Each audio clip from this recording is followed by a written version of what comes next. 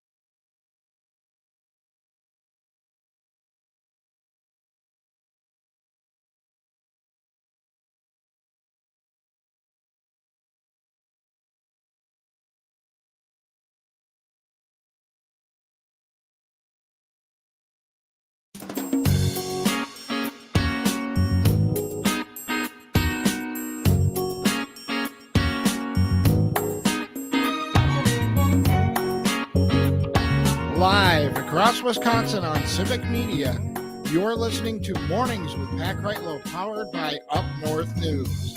Now, from our Lake Minnesota studio, here is the founding editor of Up North News, Pat Kreitlow. Hey there, Wisconsin. Good morning. It is 6:06 on this Thursday morning, May 8th, 2025. It's another beautiful morning to have you here up north, live from Lake Minnesota, from wherever you're spending your mornings, listening across the Civic Media radio network or on the app. Don Rue always begins by saying you're listening to Mornings with Pat Kreitlow. You might be watching. Civic Media also has a YouTube channel that we're on now, and their Facebook page, and the Up North News Facebook page, and the Up North News YouTube channel. So that's why we comb our hair here in the morning as well. However you got here, appreciate you starting the day right here. I got a question for you. Are you ready for a break from me? Yeah, because we've done this 3-hour show now for what, 2 weeks almost, maybe? Feels like, I don't know, week and a half. Anyway, I'm going to take a little time off. I've got a good friend getting married and going to be part of the festivities there. So we've got some pinch hitters starting with Chad Holmes tomorrow. Don't worry, I will be back. I know in this day and age, it's like, wait a minute, did he leave the country? Is he at Guantanamo? No, everything's good here so far. Just going to go have a little bit of fun. So, Alicia, thank you. Your hair looks beautiful. Yeah, except the lighting. I mean, it was always like so dark, it was practically black. And it seems I can't find a filter or lighting that doesn't make it look so much lighter, almost a gray, which that can't be right. Coming up on the program today, the 2024 election. Remember it? It's finally over. The 2024 election is finally over. There was still one undecided race until now, a big one, for a seat on the North Carolina Supreme Court, where it appeared the losing candidate was going to be successful in throwing out thousands of votes. Sanity prevailed at the very last minute, and we will talk to one of my Courier Newsroom colleagues, Michael McElroy from the Cardinal and Pine in North Carolina, to get a live update from him later this hour. Also, Donald Trump's MAGA mentality has made it almost socially acceptable to engage in public heckling and taunting. But folks, there are right ways and wrong ways for Trump critics to make their points and score some points in the court of public opinion. And we'll have an example from yesterday at the state capitol. Later today, U.S. Transportation Secretary Sean Duffy is expected to roll out a plan to patch up an old and broken air traffic control system. The problems in the system, like old technology and demographics, those problems didn't appear quickly, and a solution will not be in place quickly, but here's what doesn't help. Sean Duffy shaming his predecessor for not fixing things sooner. Why is that not helpful? Because his predecessor wanted to fix things sooner, but as a congressman from up north, Sean Duffy voted against funding the changes everyone knew was needed. And Republicans have turned down things like requests to fund 3,000 more air traffic controllers. And to put it in strong language, Sean Duffy hopes we're all dumb enough to accept his finger pointing rather than accepting responsibility. We'll talk about that in our next hour. Looking under the dome in our state capitol report, Wisconsin isn't the only place dealing with a shortage of affordable homes. And it's also not the only place trying to confront one of the causes of that. Hedge funds purchasing properties and converting them to rentals. It gives the hedge fund a regular stream of income, but it also reduces the number of single-family homes available in an area, driving up the price for what remains. We're going to talk to State Senator Sarah Kieski of Lodi about her bill, similar to proposals elsewhere, that seek to limit the degree to which Wall Street can be a landlord here in Wisconsin. Melissa Baldoff will have our climate check coming up in our 8 o'clock hour. Energy Star. That is about as slam dunk as it gets for government programs. This one encourages buying energy-efficient home appliances. Over the past 30 years, Energy Star has saved consumers and businesses $500 million. So, of course, Donald Trump is cutting it. Melissa will have that for us. Sean O'Malley tells us about money in the markets. We'll check in with Chad Holmes in Wausau and Brittany Merlot's forecast. She'll be here in an hour. Here's what she says about the statewide forecast. A cold snap today and tomorrow with freezing temps for some overnight before warm weather for the weekend that could also bring in a little rain in spots. Brittany will have the details in an hour, but for today, sunny and comfortable statewide. Mid-50s in the eastern part of the state, mid-60s in the western part of the state, and east wind at 5 to 10 miles an hour.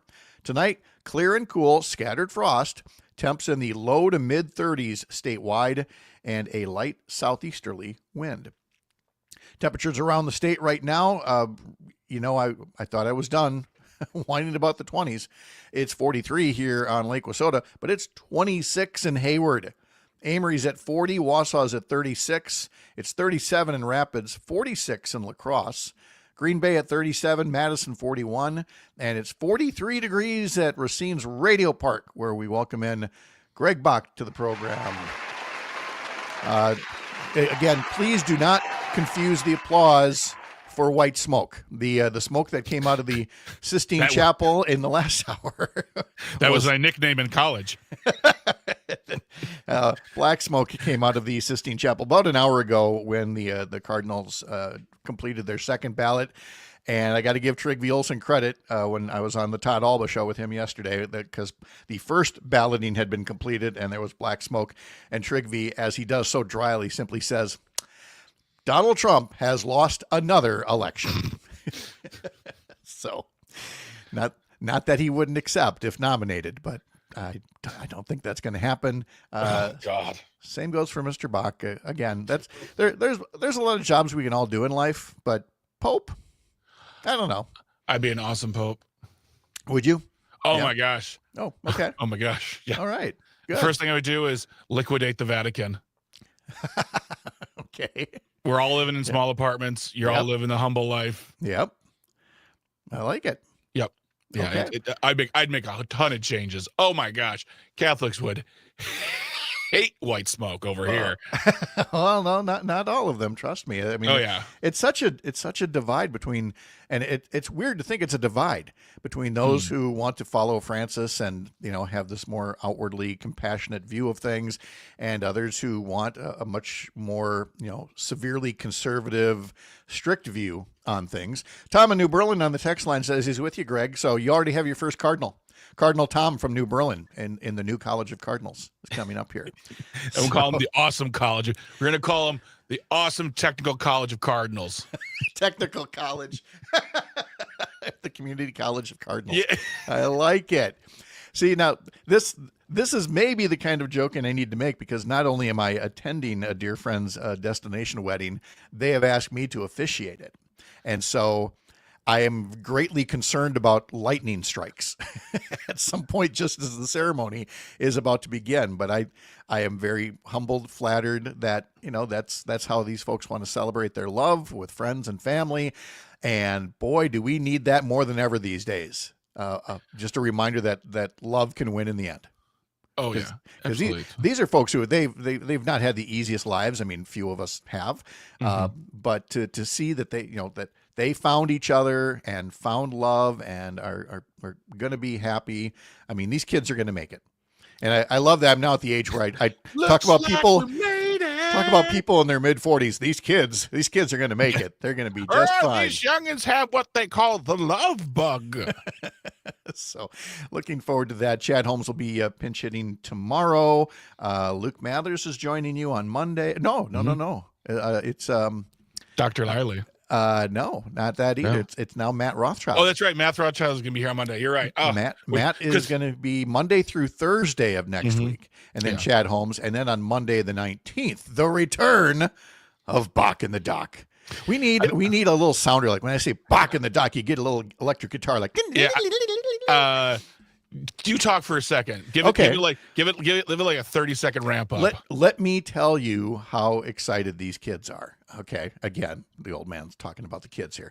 Dr. Lyerly is a very busy OBGYN physician, but she has now her own weekend radio show that you can find on the Civic Media app. Look at the Civic Media website, and loves to fill in from time to time as her schedule allows, and has found in Greg Bach arguably the perfect partner for something like this, where she can parachute in and Greg can keep the show on the rails, and it works out wonderfully for both of them. So here they're only filling in for one of the days that I'm gone, but I mean, we are making the most of it to promote this thing, because it's still 11 days away. Or have I vamped enough yet for this? I'm just choosing one. Let's go for it. Oh, okay. To tell you that on Monday, May 19th, the return of Bach in the Dock. That sucked. All right, cool. Oh no, that wasn't bad at all. I was looking for squiggle. You want to pick one more? It's just at random, right? Yeah, let's just try. Okay, Let's try another one. Let's try. So again, folks, Monday morning, May 19th at 6 a.m., the return of Bach in the Dock. Well, that was nope, that was terrible too. Yep. Okay, last one, and then we got to go. we get 3 strikes at this. You're okay? right. You're right. All right. On Monday, May 19th, you're going to pay for the whole radio, but you're only going to need the edge of your seat for Bach in the Dock. Okay. Yeah. We'll keep working on it. The Up North News Daily Newsletter is out. Christina Laurie puts it together without guitar licks. And here's what she's got coming up in today's newsletter. 5 epic Wisconsin train rides to add to your summer bucket list. I love this. They're these little like dinner train rides. There's I think there's a pizza train, if I'm not mistaken, and some others. Let's see, there's one along the St. Croix River. One of them is run with a 110-year-old steam engine. So yes, by all means, check those train rides out in our newsletter and on our website as well. A little bit more about UW-Madison having a big anniversary recently and much more. Sign up for it all over at upnorthnewswi.com. All right, let's check a little sports here at 6:18. It was an ugly one for the Milwaukee Brewers yesterday afternoon. They'd been going for a sweep of the Houston Astros. No go. The Astros pounded the Brewers 9-1, snapping Milwaukee's 3-game winning streak and leaving both teams with records of 500 as we are now 6 weeks into the season. I will say Josh Hader got a really nice return. It was his first game back at American Family Field since he was originally traded to San Diego. He now pitches with Houston. And when he actually first came onto the field for the first time out of the dugout to walk to the bullpen before the game started, they did a nice tribute to him, put him up on the scoreboard, and the crowd gave a nice welcome. Because again, as Greg and I were saying, was it yesterday we were talking about how the anger is still residual there about Josh Hader being traded away? Yeah, I'm not mad at Josh. I'd be happy to see him. Yeah. But man, I mean, there's a lot to talk about with that guy, but I thought it was the wrong time to get rid of him. And it was just indicative of this Brewers organization making really, in my opinion, dumb trade decisions. Yeah. Speaking of trade decisions, we had in our weekend newsletter whether should the Bucks trade Giannis and just rebuild and say this is all we can do. Yeah, a whole lot of no on that. A lot of folks were like, no dog on that. But what I got was a whole lot of, can we trade the owner? Can we, or the coach? So people very happy to trade the owner or the coach. Yeah, I don't know. Giannis, not so much. No, people know what they like. But I don't want him to have a situation where he's picking coaches. That's all I'll say. That's true. From the heart of America's Up North, live from Lake Wissota. Thanks for making this the place to spend part of your mornings. I'm Pat Kreitlow. This is the Civic Media Radio Network.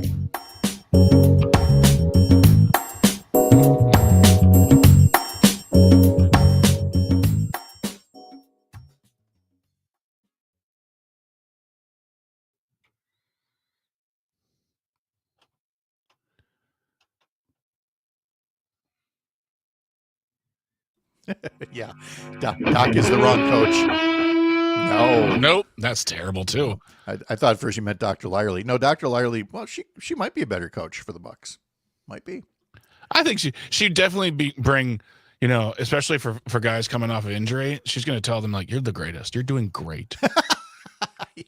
Okay. Oh. Okay. All right. Let's keep that one. Let's keep that one. All right. There we go. You know what? Oh no. We're just this is gonna be, what have we created here? Nothing. It's gonna be great. Oh, what is this now? Sade. We got some time. All right, cool. That save that one for Dan Hagen when we talk about Dr. Love. Okay, hold on one second here. We're gonna Folks, we're going on a journey together. So I'm going to actually tell you what, when Pat wants me to record something, I get in there, I set up my systems, I just play it like this, and oh, maybe I should turn up the volume, and then that would help. Yep. There we go. Let's try that.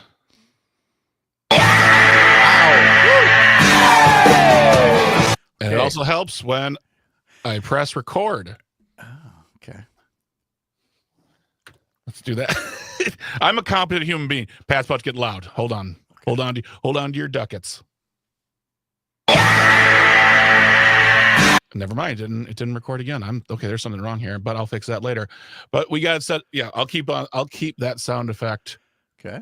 And we'll be good to go. All right. Yeah, she'd be a great morale coach for the Bucs. She'd just be a great morale coach. Yeah. She would be the only person who'd be like, I'm a life coach. I'd be like, I get that. I accept that. Everyone else, I'm like, Mm-hmm. Okay. Yep. All right. Let's see. This secret show. Yeah.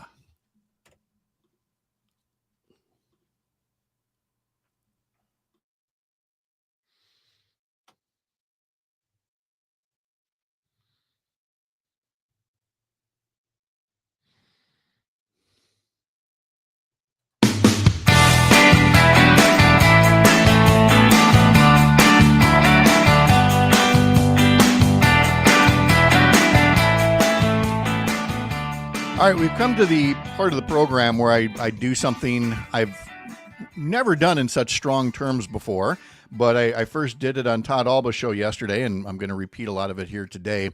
And that's go after folks who I'm sure I agree with them politically on 99% of things, but I really don't like what they did yesterday.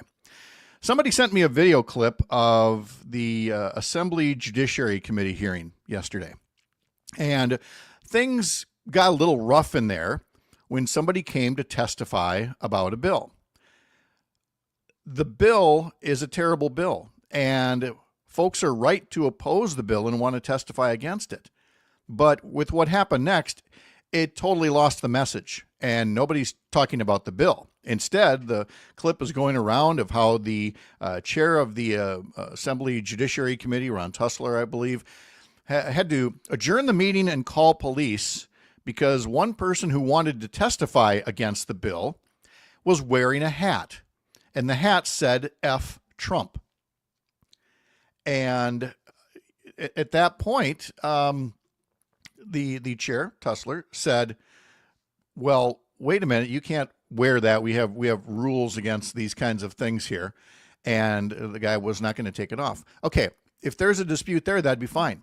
But suddenly there was this heckling from the crowd. I mean, and loud, borderline bullying in this assembly committee. And it was not helpful, is what I'm going to say. As the crowd became, very, very MAGA-like, with jeering, taunting the chair, taunting the Republicans on the committee. The Republican chair joined and said, look, if you're not going to take the hat off, we're going to, call the authorities, have you escorted out, etc. People saying, just let him testify with the hat. Later, another clip shows a couple of police officers walking in going, why are we here? Why did you call us? And because the chair of the committee had left, there was really nobody to make the case to them that there was anything here in terms of a public disturbance. And so the police officers looked very befuddled, but then they left, as you would expect. They didn't grab the guy and tase him like you see at some of these Trump rallies and everything. The point being this, at no point have I told you in these precious few minutes of broadcast time what the bill is, because we've lost the focus on it. Here's the deal on the bill.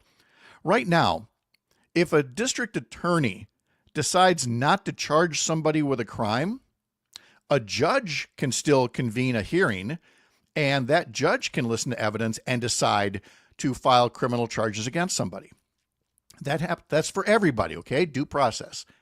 This bill from Republicans says that if a district attorney investigates a police-involved shooting death, or police-involved shooting, I forget if it's a death or not, and if that district attorney decides not to file charges under this bill, no court would be allowed to say, wait, we want to take a look at it, and the court might file charges.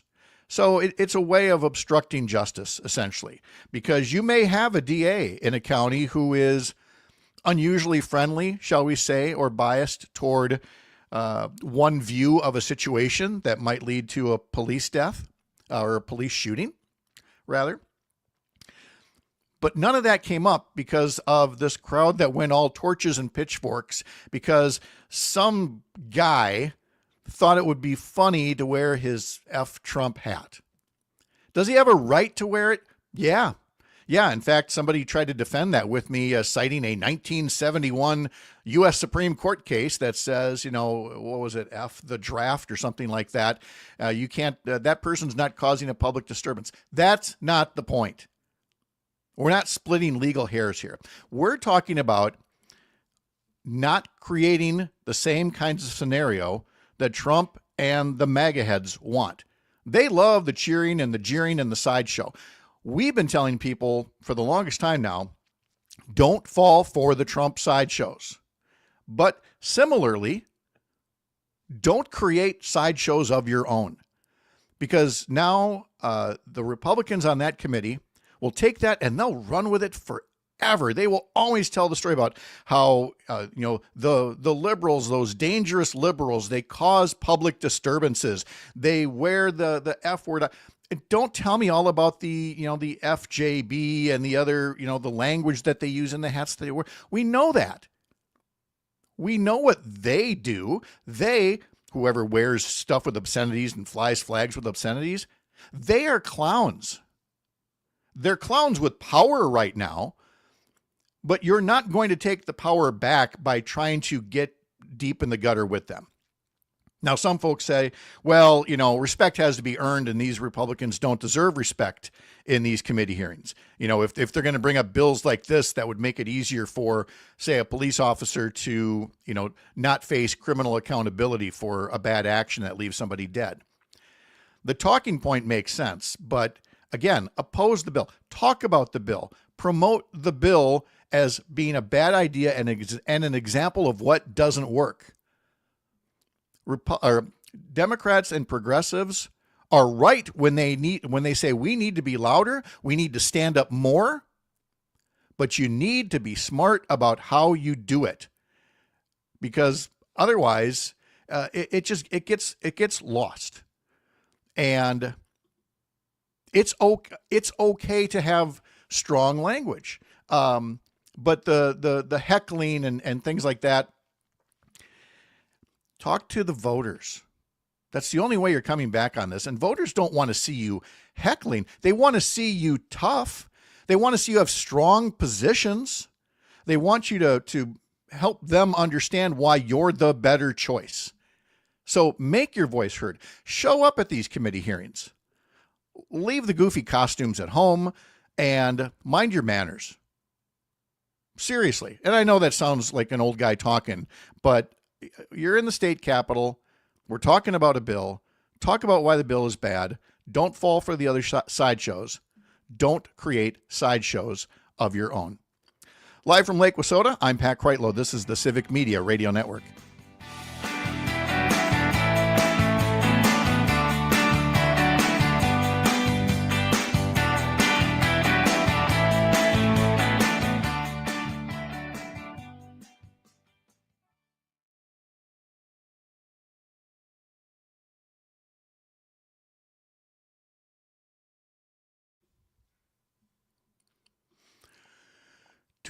Well, I certainly expect to get some interesting messages back on that one. So far, the only one that has come up so far is one of the aforementioned MAGA clowns. You're a hypocrite. What now? Oh, trolls? Yeah. Hey, troll. Hey, trolls, guess what? I'm on your side today. Try to accept the win. Yeah. So, Tom in New Berlin, we need civil discourse. Pat, you're so right. Thank you for that. Oh, wait. From Tony. Leave the silly costumes for Bach in the dock. You have to really make sure that doesn't come in too hot.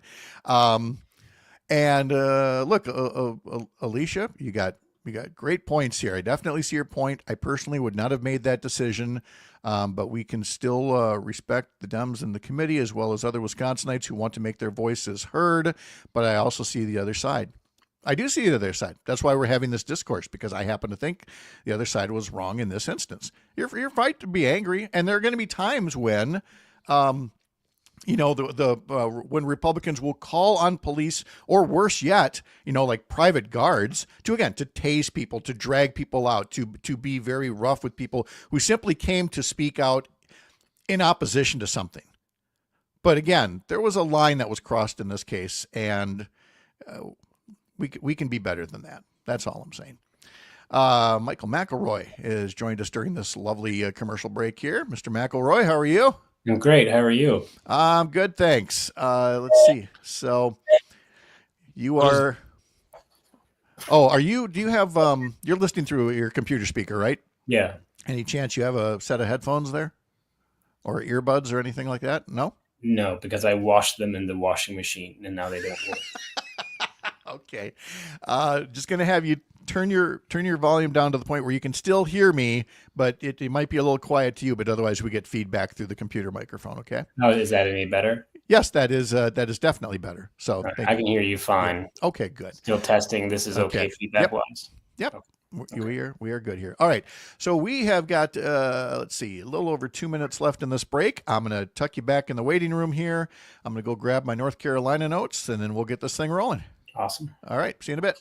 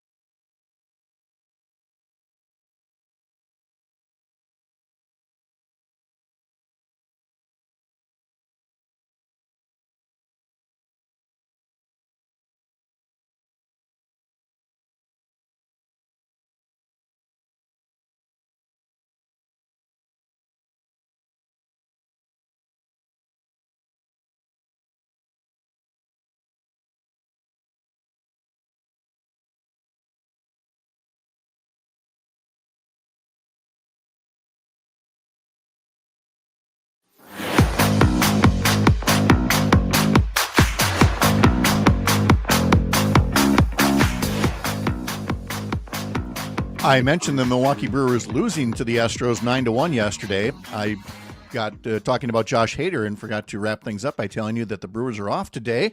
They are on the road once again, heading to Tampa for the weekend, and then Cleveland after that to take on the Guardians early next week.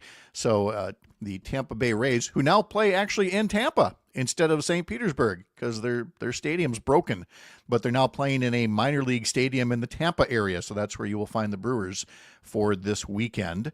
Let's turn our attention now to politics outside of Wisconsin, and the 2024 election is finally over because of one race in North Carolina that was dragging on and on.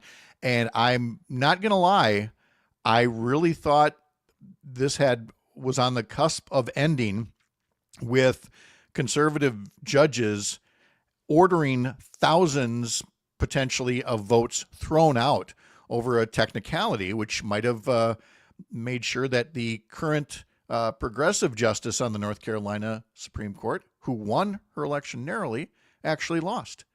But that didn't happen. In the end, it turns out that she won that narrow race, and Michael McElroy is my colleague for Courier Newsroom's North Carolina outlet, the Cardinal and Pine, and joins us now from, I forgot to ask where you are. Are you in Raleigh? Where are you? I'm in Raleigh, yeah. You're in Raleigh. Michael, good to see you. Thank you for joining us here. You've been following this, of course, since way back when. So let's set it up first, probably better than what I did just there. And let's attach some names to this as well. We're talking about progressive Justice Allison Riggs, who was up for re-election for the state Supreme Court race. Who was challenging her, and when did this whole thing go off the rails? Was it on election night? Well, no, actually, because on election night, when they were counting just election day votes, Jefferson Griffin was ahead, so he wasn't challenging anything at that point. This only went off the rails a couple of days later once they started counting provisional ballots and overseas ballots, absentee ballots. Once all the votes were counted, that Allison Riggs went ahead by 734 votes. And that is when Jefferson Griffin started filing lawsuits to try and have some of those valid votes thrown out. And yet Jefferson Griffin is the judge. He's an appeals court judge in North Carolina. Excuse me. And this has been such a tangle. I mean, it has just bounced from state court to federal court, back to state court, because obviously anytime you're talking about voting rights issues, you've got those kind of overlapping spheres of whether it's a federal issue or a state issue. And it's just been such a mess. And it started with, hey, I want a recount by Jefferson Griffin, which is absolutely entitled under the law. And then he said, hey, I want another recount. And they said, sure, you can. Here's a limited recount of various counties. And each recount confirmed her victory. In fact, after the first recount, her margin went up a little bit. She was ahead by 600 some votes. And Griffin was like, I want a recount. I think I wanted this. Like, sure, here's a recount. Actually, you're right. The number was different. She's got more votes now. It's 734. So 2 recounts confirmed her victory. And after those recounts, he started filing lawsuits seeking to throw out more than 65,000 votes. And it wasn't just one technicality he was arguing. It was three real buckets. The bulk of those votes, 60,000 of them, 60,000 plus, were from voters who he said shouldn't have been counted because the state registration database for their registrations was missing some information that's required by law. But as state board officials said, there's a lot of reasons why that data might be missing. A lot of them is clerical errors from election officials. But the one that stood out to me the most was their registrations might be slightly different in the database, might be slightly different than their actual registrations because they got married since they were registered, and now their last name, they took their husband's last name, and now their name is different, and so the registration database might be different. It was amazing when we heard that. First off, he's going after married people who maybe I want to throw your ballots out. There was a point where a 3-judge panel on the North Carolina Court of Appeals ruled along party lines, as you write here, that 65,000 plus voters should have their ballots thrown out unless they proved their eligibility in 15 days. Well, then that got winnowed further, but it meant Griffin, the conservative justice, was cheesing off a different group. First it was married people, then it was the military. Yeah. Well, and he went after the military at first as well. He went out right after Webb. But what was so funny about this, and funny might not be the right word, but at one point, before the appeals court made their ruling, he filed another brief in courts that said essentially, and I'm paraphrasing, listen, if you're uncomfortable throwing out 65,000 votes, fine, just throw out enough votes for me to win, and then you can stop. That was essentially it. And so, but the military votes are actually staggering. This is one of the things that is the biggest to me. He said that overseas, and not just military, but all overseas voters, who include mostly military serving overseas, they should have submitted a copy of their voter ID, because we have voter ID in North Carolina. But that voter ID by state law only applied to in-person voters. It did not apply, according to state law, to overseas military voters. And he said it should have. And so that they should have submitted their voter ID, but the election officials did not ask for it. In fact, told them they didn't need to submit it. That's A. And B, there was no way for them to have done it, because military voters vote through an online portal, and that online portal has no functionality for uploading a voter ID. And so he wanted to throw out, that was about 5,000 votes. Now, a 734 margin, 5,000 votes gives him plenty of room to have overturned that loss. But here's the other thing. Lots of military voters across the state voted in that way. He only challenged the voters who voted in that way in 6 Democratic counties. He did not challenge the voters who voted in that way in Republican-leaning counties. It's so, and that's very Wisconsin-ish. I could see Republicans doing the same thing and actually that happened after the 2020 election, was just challenging the vote counts in Milwaukee and Dane counties and Brown County, where Green Bay is. But this is where we left it with our listeners. It was a few weeks back where the state Supreme Court there limited the number of at-risk votes to those 5,000 overseas military voters and extended a deadline to 30 days to cure or otherwise prove who they are. And I thought, well, this is ridiculous, but I thought it was going to be at that point. And while it was going to, make a lot of overseas military voters and their families unhappy, I wasn't sure that legally there was any more room to work with on this. But that takes us to what happened in the past couple of days here with a federal judge's ruling that I guess finally puts an end to it and got Griffin to concede, right? Yeah. And that ruling from a Trump-appointed judge, by the way, was it wasn't just definitive; it was scathing. Reading this judge's ruling was one of my favorite things to read in all of this thing, because he did not use this word, but he essentially called Griffin and Griffin's lawyers stupid. He wrote several times in which he flat out said, that's not correct.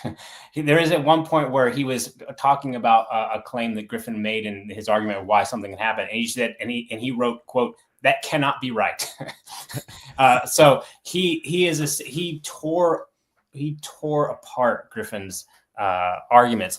And he essentially ruled that all these things together violate both due process and equal protections in the Constitution.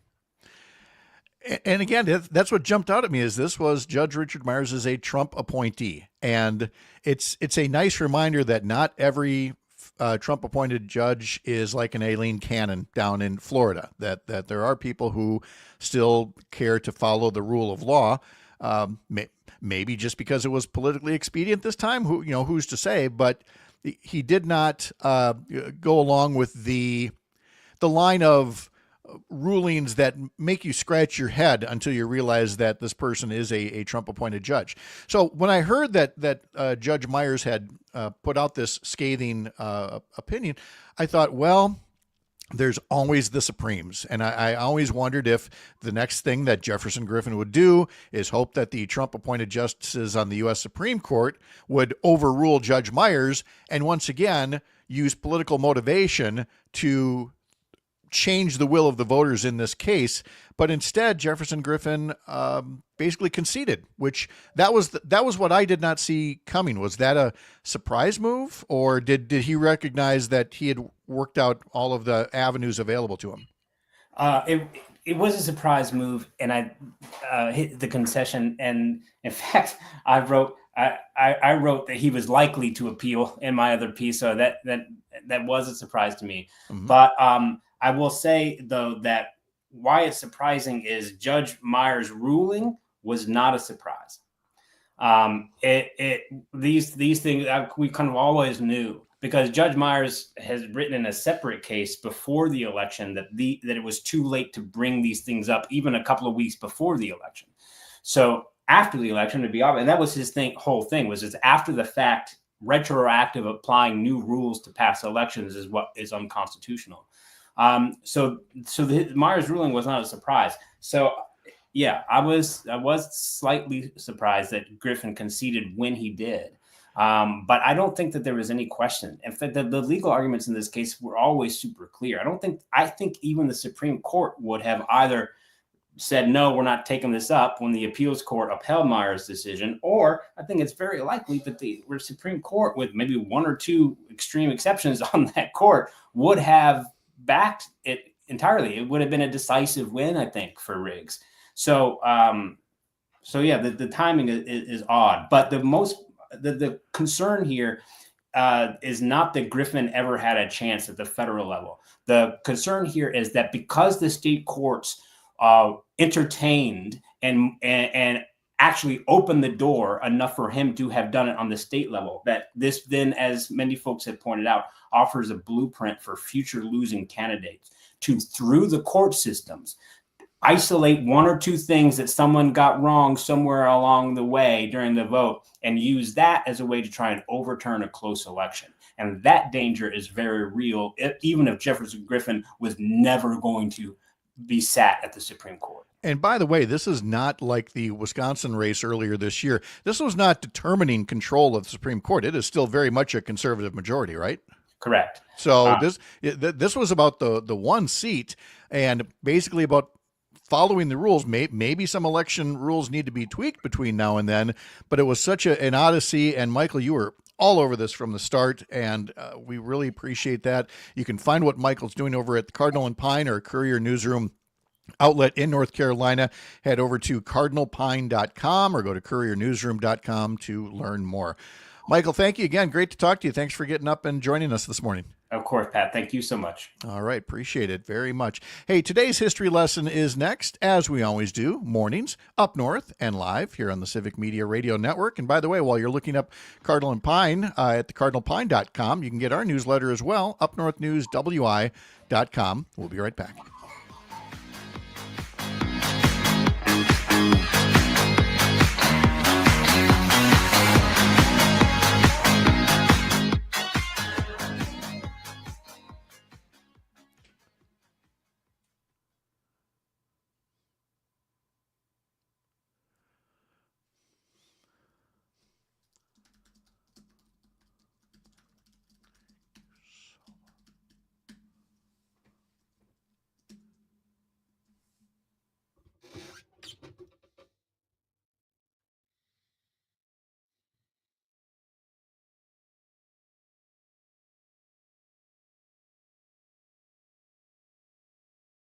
Secret Show, sponsored by Bach and the Doc.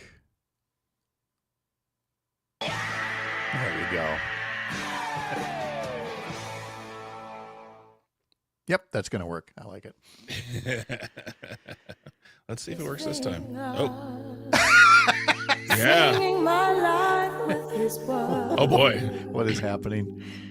Killing me softly with it. There we go. Okay. It's very weird. I don't understand why. How did that happen? Yeah. So the thing was a YouTube track, or it was on YouTube, and it auto played. Oh, okay. But I don't understand why it's okay. Well, that's for another time to figure out. All right. Okay. Secret Show. Secret Show. Secret Show. Don't tell anyone the Secret Show. Well, you can. We don't mind. It's really cool, and you're kind. Look out. Here comes a secret show. Secret Show. Right. Sponsored by Bach and the Doc. We get it.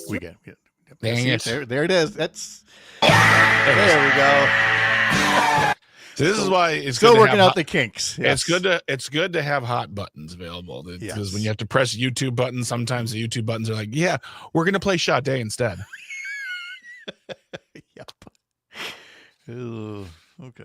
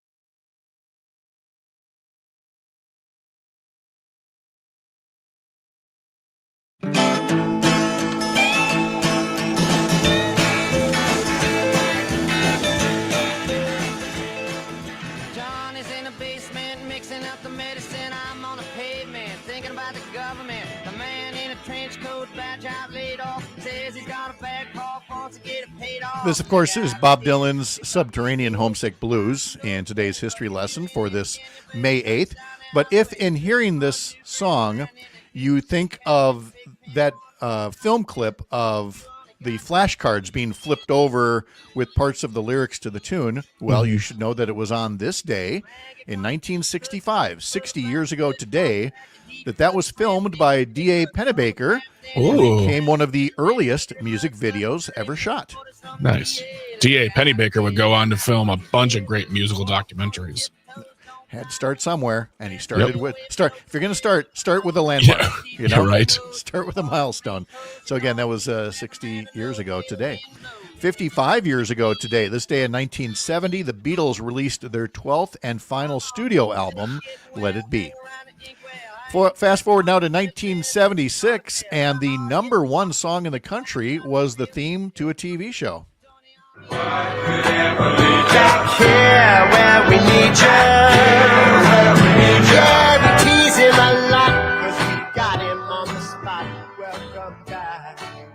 I don't want to.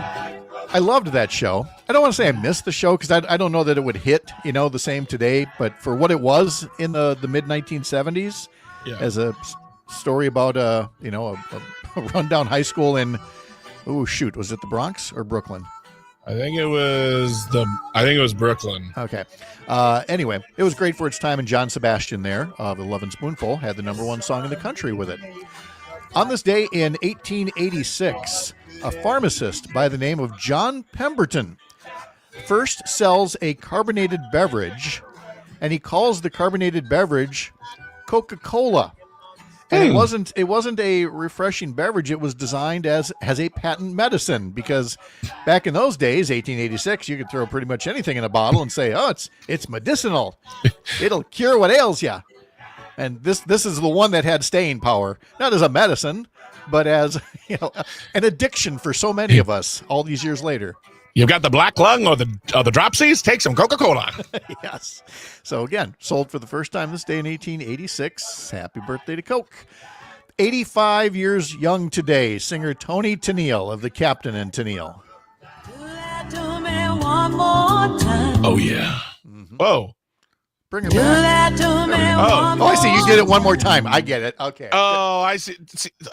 Okay. This is where are we pulling back the curtain? Okay. Pulling back the curtain, and I'm a little not excited about. Okay, you can keep talking, buddy. Okay. Here's the thing. See, I send Greg these tunes, but I send them as links to YouTube videos so that I can tell him exactly where in the song I want it to hit. But then he's got to go and turn that into a recording, because you don't want to rely on just internet links, because you might get a commercial or, Sade singing some other tune entirely. And so he goes to record the bits of these songs, and most of the time it works as designed. And sometimes it doesn't. And as we like to say, hilarity ensued. Shall we try? Do we want to do it one more time? Tony Tennille is 85 years old today. No, we can't. There we go. There. See, we got the nice beginning to it now. That works. Someone literally recorded the 3 seconds of the song and put that in there and didn't mark it. I'm taking it further behind the curtain. Further, Greg's going to take somebody behind the curtain with a Louisville Slugger if this keeps up. Child TV star, teen idol, actor, singer Ricky Nelson was born this day in 1940. So he too would have been 85 years old today, born the same day as Tony Tennille, but tragically died back in 1985 at the age of 45. Singer Enrique Iglesias is the big 5-0 today. Oh, wow. Yeah, I know. So his dad was Julio Iglesias. Mm-hmm. Still is. I'm just wondering how old he might be, but I didn't look that up. Julio's going to be in like his 80s. Yeah, I know. Here's one more birthday. Philip Bailey from Earth, Wind, and Fire. He is 74 years old today. Every man has a place. In his heart there's a space, and the world can't erase his fantasy.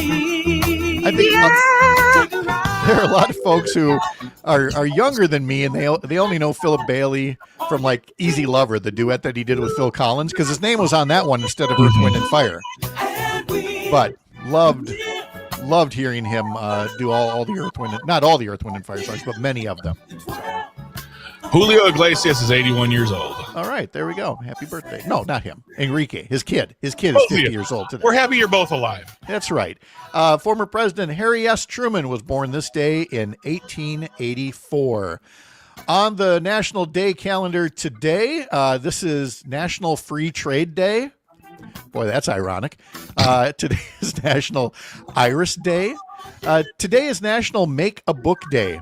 I'm sure you did that as a kid where you'd get, you'd fold some construction paper, maybe staple it and do a little handwritten book, Yeah, I'm sure. Yeah. I'm sure we all tried that. Yeah, that's the ticket. But I will never forget that the very early days of the internet where it was some professor talking about how tough it is to get a book published and a student standing up going, actually, it's easier than ever now. You just send it through the internet and a company will send you back the finished book. And I just remember my head going, poof, changed everything. It didn't mean the books were any better, but Well, it also like nowadays you're like, oh, he's written 4 books. Oh, really? They're self-published. Oh, okay. Okay, yeah. Today is National Coconut Cream Pie Day. I love coconut cream pie. Not my favorite, but I do love it. National what? Oh, not a real pie for you, is it? Okay. It's disgusting. Okay. Coconut's the worst. This is World Ovarian Cancer Awareness Day. Please, ladies, get your annual checkups. National Student Nurse Day. And, of course, finally, National Have a Coke Day, which is normally what you say, after you jinx somebody. But you don't even have to wait for the jinx this time. Just go have a Coke. That's right. Say happy birthday to that one lucky pharmacist.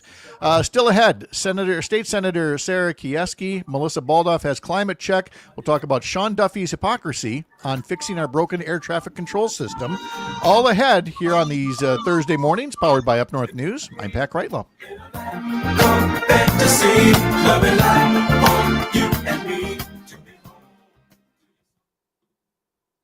No.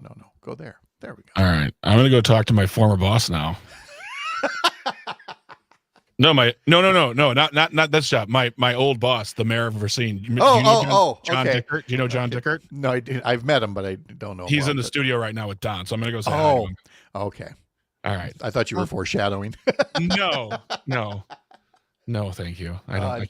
And Shizu, by the way, is with Greg and Tony. No coconut. Yep. Thank you, Shizu.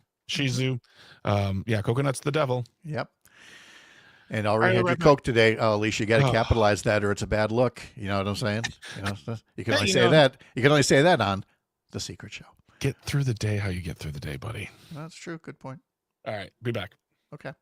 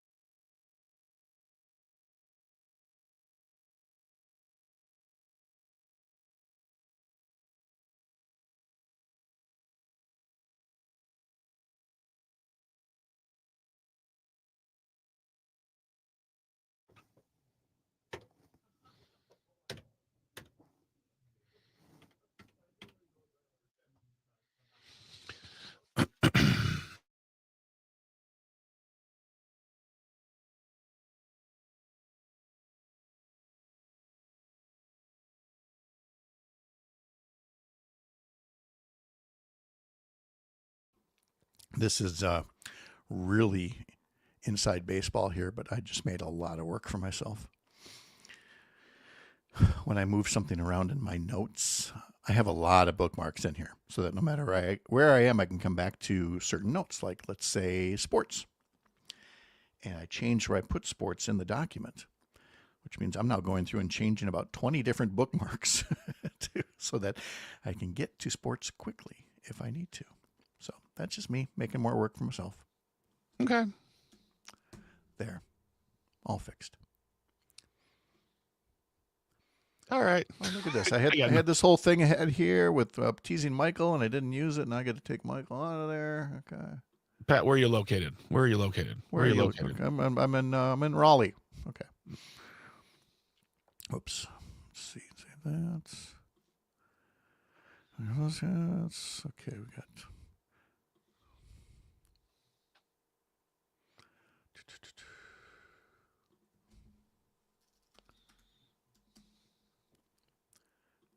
It's one of my OCD things. I hate when things skip from one line to another, so I monkey around with it. Small Sean O'Malley. I think that's everybody. Okay. And I don't have to update the Brewers one, so yeah, we're good. What do we got here? Let's see. We got Rob, Alicia, and my Coca-Cola. Yes, thank you. Okay. Tony. Cocoa nut is the worst. It is. Mm-hmm. It's disgusting. Shizu made a book. One of the first stories I ever made, The Adventures of Karate Cat. I love that. I already love it. I don't care what it's about. It could be a book about how I'm dumb. I love the name, The Adventures of Karate Cat. And yeah, hiya. Alicia saying the ship bearing Truman's name. Not seeing so much luck lately. Oh, that's unfortunately. Oh. Hi, Brittany. Hi, Brittany. Hello. Right. And remember, I'm sure you saw the email, but keep them honest and make sure they send you the new link starting tomorrow. Okay. All right. Will do. Okay. Like I'm not going to. Well, it wasn't. All right, here we go. Putting it on Luke.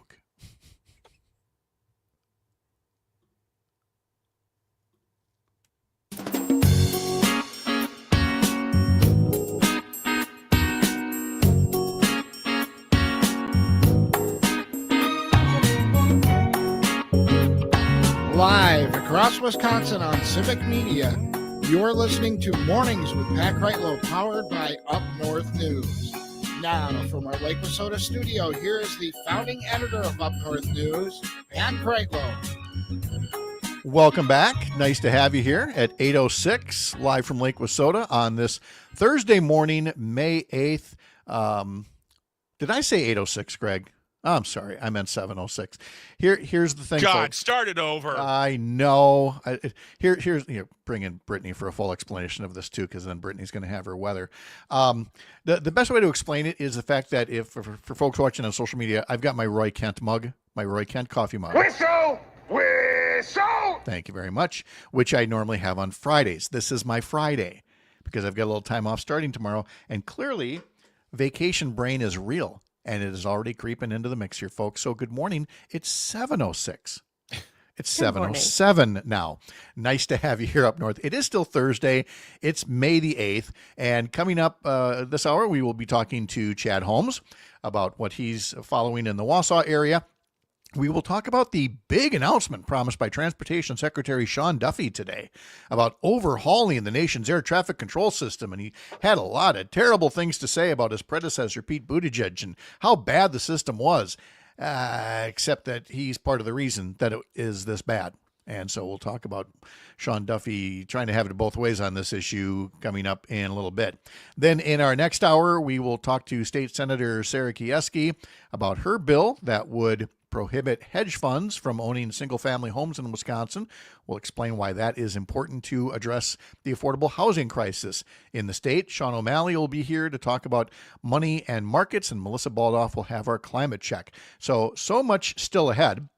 But now let's bring meteorologist Brittany Merlo in for the forecast on a morning where temperatures are ranging from the upper 20s to the mid 40s. And that range is like within 100 miles of each other practically. I mean, we've got 27 degrees up in Hayward, and you've got 45 in Hudson right now. So I suppose it's not so much distance as it is topography to what your temperature is going to be. You see how I like that word? I'm almost a scientist too. Yeah, I love it. And you know what I use this as? This defines the Northwoods, I think. If you are under a frost advisory right now, if your temperatures dip to that freezing mark, you're in the topography of the Northwoods, I would have to say. So we are looking at bitter cold, below freezing. If you've planted anything, I hope that you brought it inside or covered it up, because up north, yes, it is doing damage to those sensitive plants. And we are going to look at those below freezing temperatures or near freezing, creating frost, moving its way south through the state tonight. So we are looking at frost advisories definitely going out probably from the Fox Valley to Madison area. So if you have sensitive plants that you already put outside, get those inside before you go to bed tonight, because we are dropping right to that freezing mark or those low 30s in those areas tonight. But otherwise, a gorgeous, gorgeous day. Barely any clouds out there, tons of sunshine. It is calm. The winds have eased, and we are looking at comfortable high temperatures today, still on the cooler side, if you want to call it that. We will reach highs in the mid 50s far east by Lake Michigan to the mid 60s far west. And of course, tomorrow we're still staying sunny, still dry. We're getting a little bit warmer too, to about 60 degrees towards the Milwaukee area, all the way to 80 degrees far northwest, Superior, Chippewa Valley. You're going to be feeling the heat. And then we're all going to be feeling some mid 70s throughout central parts of the state. We hang on to the heat for the weekend too. And actually, the chances of rain on Saturday look so minimal, I don't even think it's going to happen anymore. Looks like we're going to hold off on rain until Tuesday and Wednesday of next week. That's great. And the other thing that's great about the weather this time of year, whatever the temperature, the later sunsets. Rob says, good morning from Tigerton. It's sunny and 36 degrees. It had been down to 33 at sunrise. I do enjoy the post 8 p.m. sunsets. Yesterday, I mowed 4 lawns in Tigerton. I have more to mow today. It keeps me busy, but it helps to beautify the community. And then related to our history segment a minute ago, he said, I sit and watch Welcome Back Kotter on channel 5.4 in Green Bay when I'm not working. See, it's when they split up all the TV signals, and now there's like a 0.2 and a 0.3, and they run a lot of oldies on a lot of these stations. And so clearly Welcome Back Kotter is one of them, the show that made John Travolta famous, he writes. Before Saturday Night Fever and Grease, he was, of course, Vinnie Barbarino on Welcome Back Kotter. We mentioned Toni Tennille's birthday. She's 85 today, and he reminded us that Captain and Tennille had a variety show in the late 70s. Everybody had their own variety show in the late 1970s. And Shiju, I apologize. She notes on YouTube, made me panic, Pat. I would have been late at 8:06.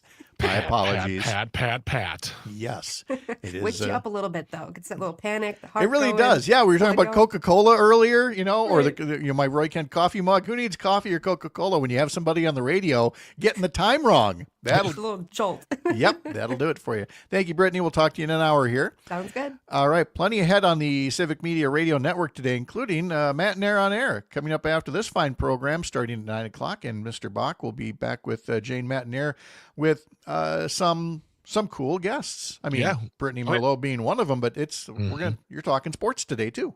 Talking sports with Paul Noonan. He is a writer for the Acme Packing Sports Company.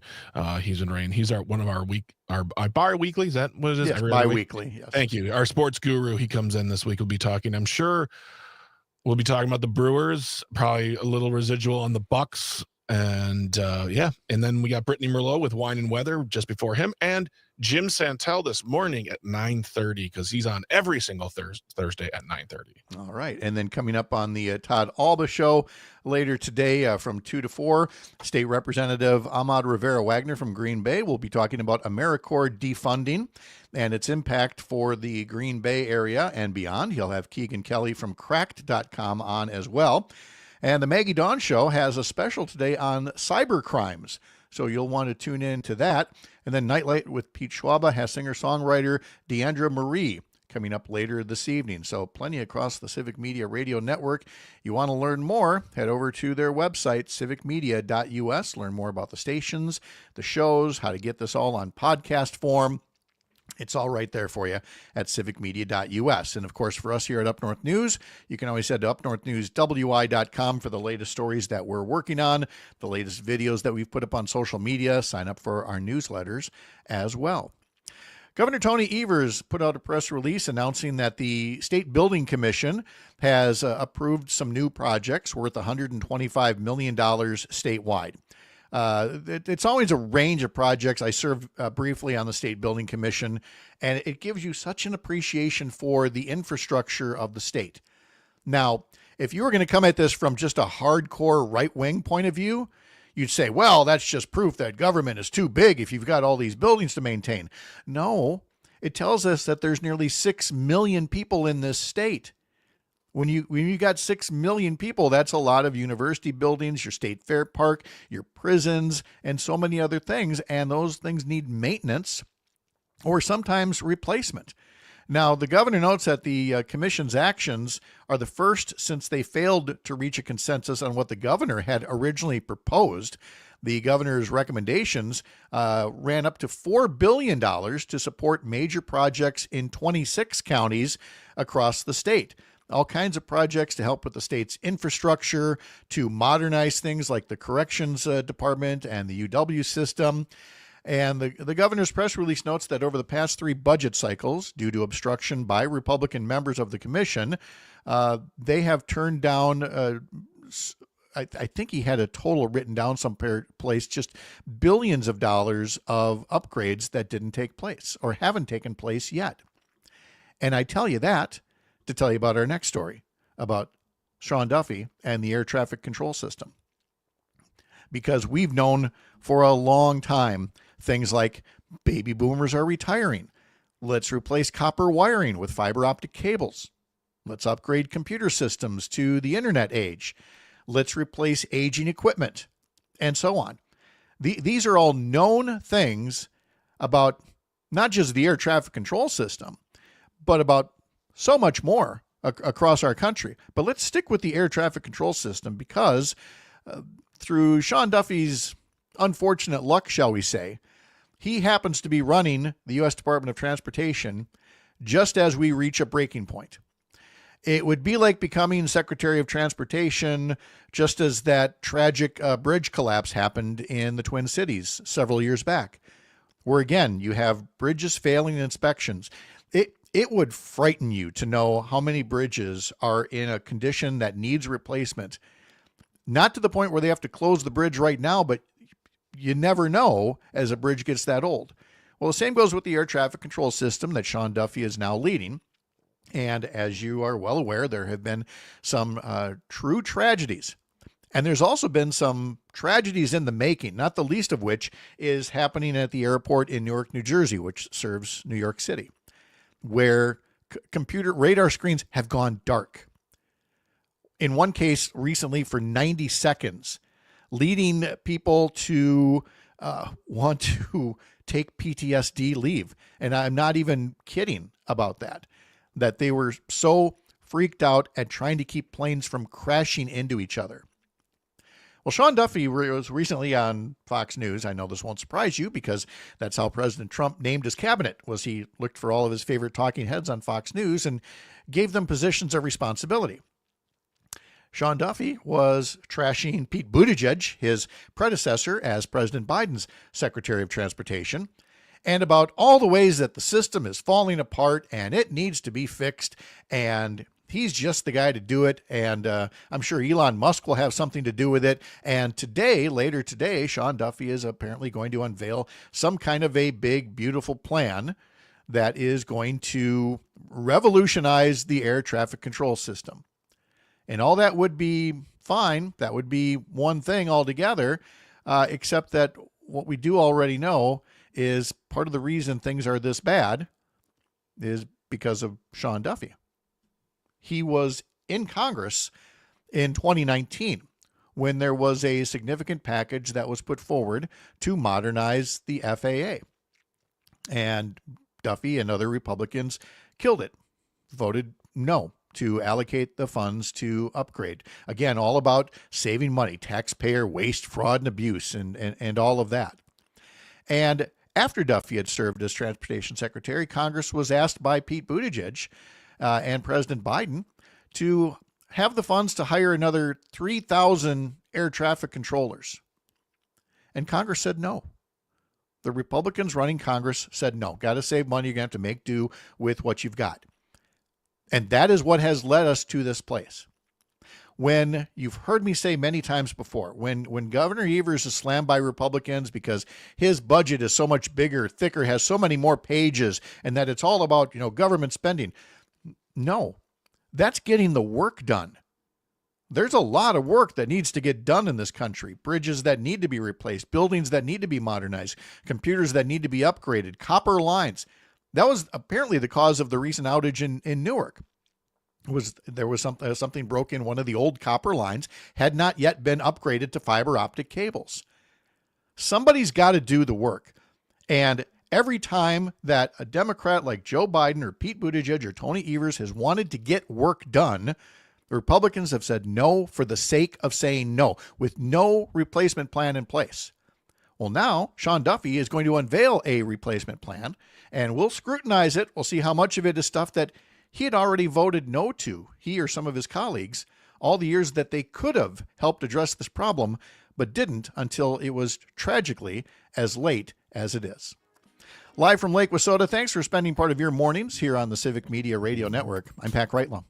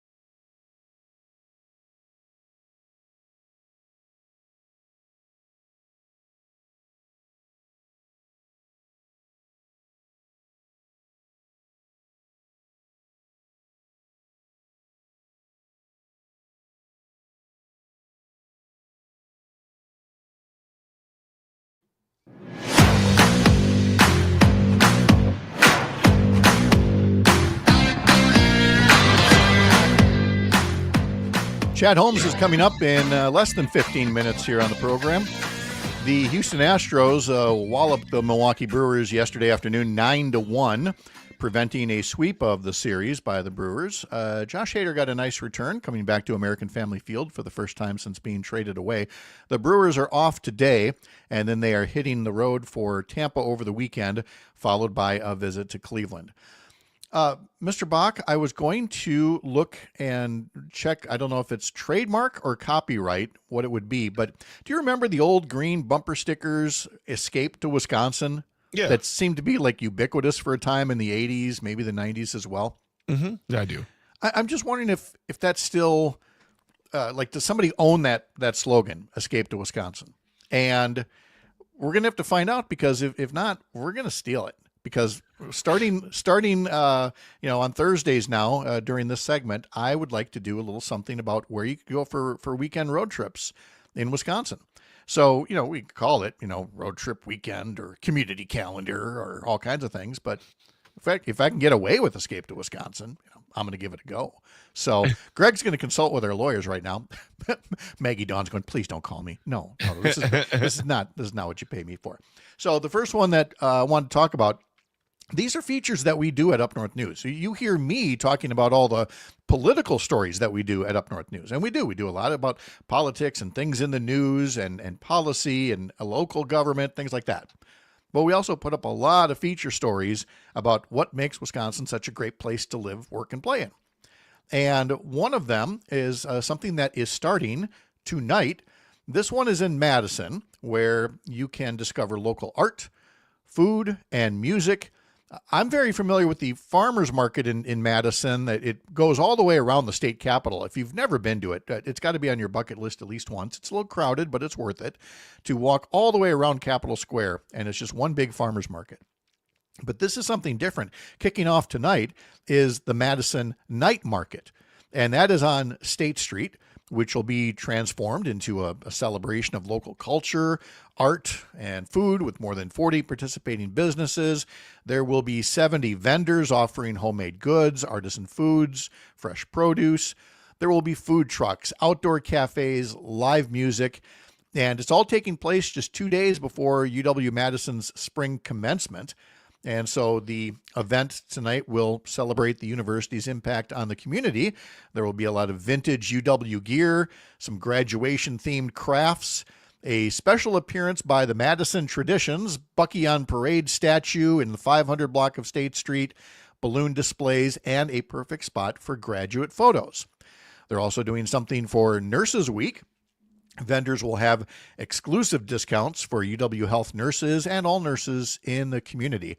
So again, if you're listening in that general area or planning to be down to Madison, it's on State Street. And State Street is basically this pedestrian and bus corridor only that connects the state capitol to the University of Wisconsin-Madison campus. Very vibrant area, a lot of shops and things. There will be a family activity zone there as well. Let's see, there will be the Madison Reading Project's Big Red Reading Bus. Oh, there's live music, Soul Impressions at 5 o'clock, Sam Ness at 7 o'clock. All at the Peace Park Music Stage in the 400 block of State Street. There will be buskers and other performers scattered throughout the market. You don't hear enough about buskers, Greg, in this day and age. I believe other folks refer to them as hobos. No? Oh, no, that might just be me. No, they're You want to see some amazing buskers? Yes. Seattle at the Pike Market. Oh, yeah. Yes. Oh, my God. They're everywhere. And they're 5-piece bands. Yes, I know. Yeah. And they're all going, did he just say hobos? I was just having fun. So, yes, you'll see buskers and other performers scattered throughout the market. This is the first of 5 Thursday Madison night markets that have been announced by the Central Business Improvement District. It will be there in place again on June 12th. And then August 21st, September 18th, October 16th. And if you want to find out more, just go to our website, upnorthnewswi.com, and search for Madison Night Market. And you'll be able to find it there and learn a lot more. I've certainly learned a lot just seeing that story on our website and wanting to share it with folks. Because, like I said, I've been to the farmers market. And by the way, a lot of stories on our website about the farmers markets around Wisconsin as well. I mean, and some cities have really taken theirs to a new level. Eau Claire had built a nice big pavilion some time back, and it's just a great way to get local produce and crafts. Oh, by the way, that opens up this debate: farmers markets, should they be for food only? You'd be amazed how many. No, there's a lot of people that are like, oh no, we shouldn't be selling other things there, toys and T-shirts and all that. It's like, no, it should be just food. Like, So we got it's kind of like the originalist debate with the Constitution. Yes, it says farmers market, but farmer. This really bothers me. I have frustrated Greg yet again. I'm so sorry. I did not mean to trigger anything here, but I wish Kenosha would build a pavilion for their farmers market so it could be year round, because they have an outdoor and then the one who's indoor, and the indoor is fine, but the outdoor farmers market in Kenosha is really, there's actually 2 of them during the summer, and they're down the block from each other. Are those like Saturday things? Yeah, they're Saturday things, and one of them always has puppies. Yeah.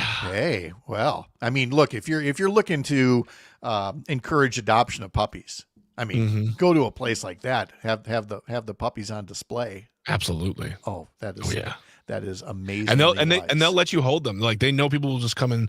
They'll be like, here, we understand holding a puppy can melt stress away, so hold a puppy. That is perfect. I love this. Yeah. We need a puppy room here. Well, you do every so often. You bring Maybell in, and Luke brings in Aurora. Yeah, okay, all right. Well, coming up later yet on the show, we have Sean O'Malley coming up. Melissa Baldoff will have our climate check. State Senator Sarah Kieski will join us in our 8 o'clock hour. We will also have another check-in with meteorologist Brittany Merlot. First, Chad Holmes is coming up. Along with that reminder, sign up for those newsletters over at upnorthnewswi.com. Hey, thanks for spending some time here as part of your mornings, powered by Up North News. We'll have more live from Chippewa Falls after the Midwest Farm Report here on the Civic Media Radio Network.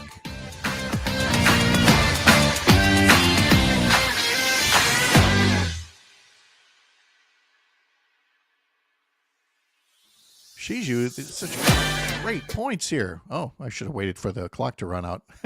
I was just going off the music. Just make sure the people selling them are verified breeders, so you can get the puppy's health history. Yes, they're not breeders. It's a rescue group. Okay.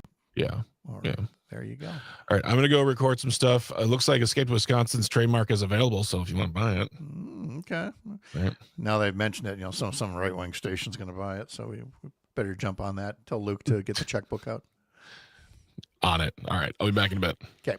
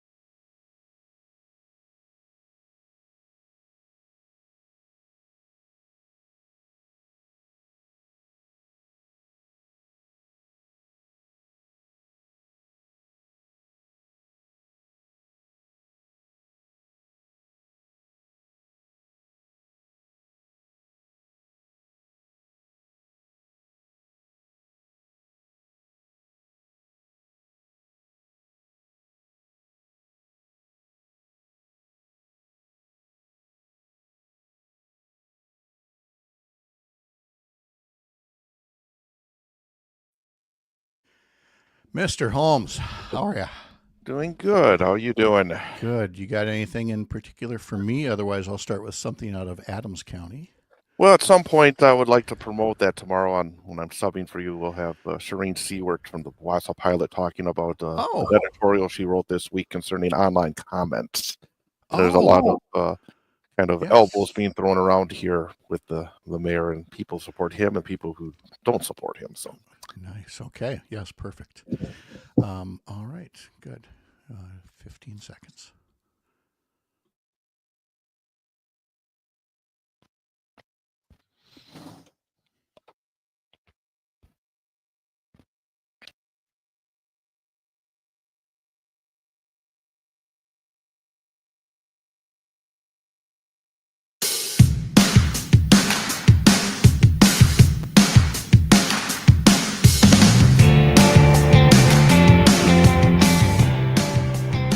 We're joined now by Chad Holmes from 98.9 WXCO in Wausau. How is Mr. Holmes this morning? beautiful morning here in downtown Wausau. The sun is out, and early in the morning we don't have the rumbles because we have a lot of construction going on. In fact, they are working right now across the way. The road is being torn up.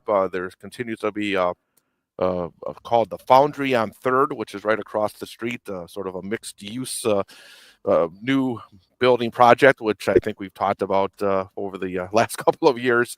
But it is we're moving on quickly. But as we get into the day, literally I can feel, and I will shut that off, but literally can feel the building shake as the drills go later in the morning into the afternoon. I was talking to somebody earlier, I should say yesterday after the show, doing a pre-record, and all of a sudden the building starts to shake.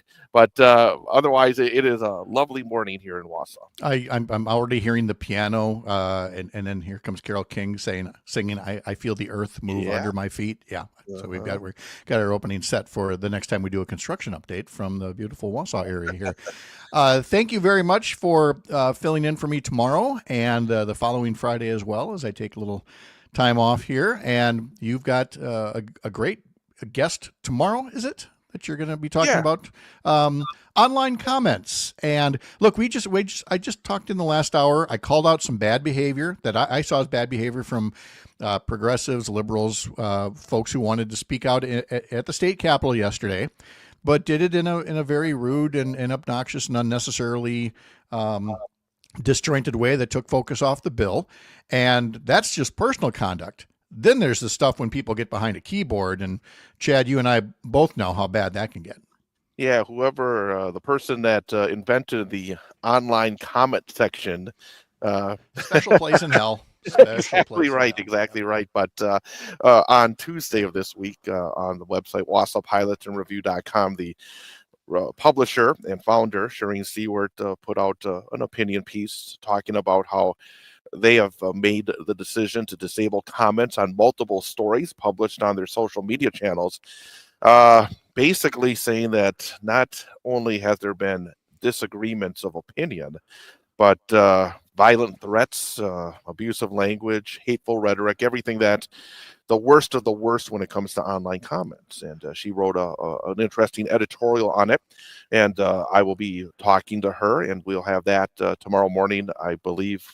I have to talk to the higher ups that I'll be working with, but I believe we'll do it at 7:35 tomorrow morning.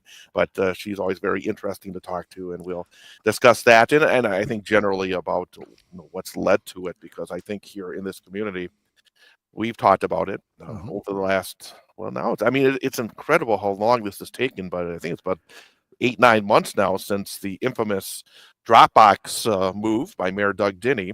And this continues to go along at a snail's pace, whether it's the state DOJ investigation, and then the ethics committee basically right now has decided they're going to wait for the state DOJ committee investigation.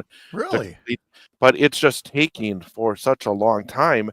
And I was saying to somebody, again, maybe I'm off base here. Maybe I just, off the rocker here, but my thought is, if somebody went to a local convenience store just down the street, came in, took some money, made the robbery, the cameras were on them, and left, it wouldn't take 9 months to a year to figure out that something No. should be done. No, sir. I It don't would not. understand this. I don't Mhm. understand because the mayor brought the cameras with him. Yes. He said he did it. Yeah. I don't know what's is going on proud here. of it. Is proud of it. Ignored legal advice and advice from colleagues before doing it, and has been proud of it ever since. Has essentially tried to monkey with the local ethics commission in light of it, playing political games with this issue, and all of it, much like with Donald Trump pre-2024 election. Justice delayed is justice denied, and that is working in Trump's favor. It allowed a convicted felon to become elected president. And, now we have this situation in Wausau that should have been resolved a very long time ago, but it's led to raw feelings, which has been expressed in the online comments. And I really tip my cap to Shireen for shutting down the comment section, because here's the thing, folks. Yeah, the First Amendment is a real thing. It says government cannot infringe on your speech. It does not mean you get to say whatever you want in somebody else's sandbox. And comment sections have just become sewers rather than public squares. Now, that's not to say that public comments still can't be given. You can still send an email. You can still put it on a letter. If you care enough about something, you're going to put it down on paper. You're going to put a stamp on it and send it in, or email or whatever. But the ease with which people can get so and I see it on our comment sections all the time going through and weeding through some just stuff that is so beneath almost anybody else's dignity that you are not bound to have a comment section. And No. if it gets to a certain point, and it did with Shireen, I remember her writing about having to take some time off for the first time ever, because it was just getting to be too much. And so good for her. And the thing about it is, and if you look at the pilot, and I got great respect for what Shireen does with it, because you said it. I mean, they have letters to the editor. In fact, there's letters to the editor that I just shake my head at, but they're done in a way that I think is not, crossing the line. I think, I'm not sure if I've talked to you about this, but one of the four nominees to the ethics committee that Doug Denny made to try to get some friendly ears, I would say, because some of the terms were coming to an end.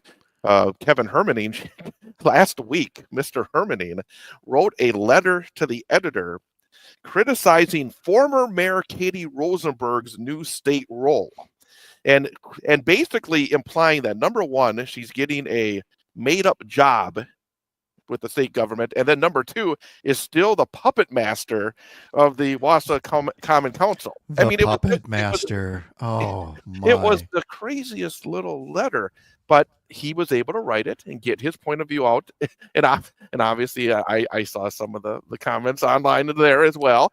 I think maybe that may have been one of the letters, but also there's an op-ed that is run every week. The last 2 weeks, it's from an independent here in Wausau, but is somebody that is, for whatever reason, close to Mayor Denny, and I don't think a big fan of former Mayor Rosenberg, but talking about hypocrisy of those of us, and I'll probably put myself right in this boat because I talked about this a couple of years ago, talking about the hypocrisy that the Wausau Common Council is using the Fred Prane maneuver to keep people like Kevin Hermaning off this board, or that the week before writing that his article, effort to remove Wausau's mayor resembles a coup attempt in slow motion. Just that is where we are right now in this community.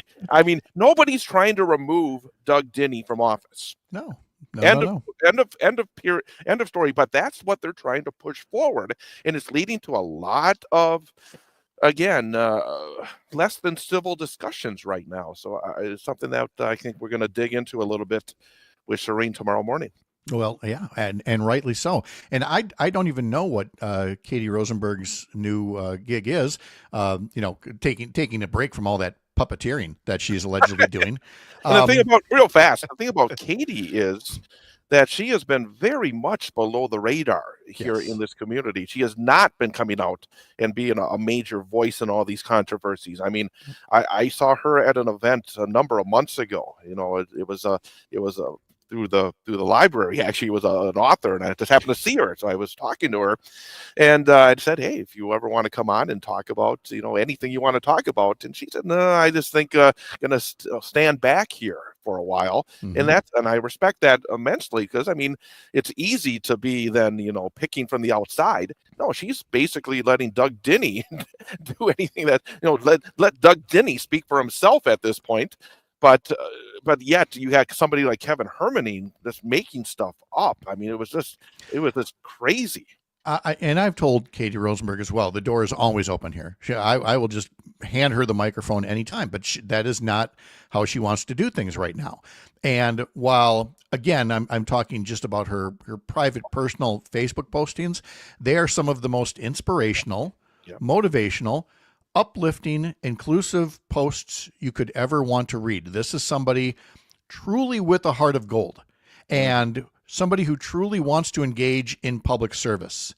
And the filth and the tomato throwing that is coming from ugly parts of the Wausau community that can't win something on its merits, and so they stoop to this level of imaginary attacks and personal attacks, is really, again, saying something about what Shireen's doing at the Pilot and Review. Greg, you experienced this just screening callers. I mean, there are callers that get through. There's callers that you have to listen to them for a while and go, nah. But you have to listen to it first.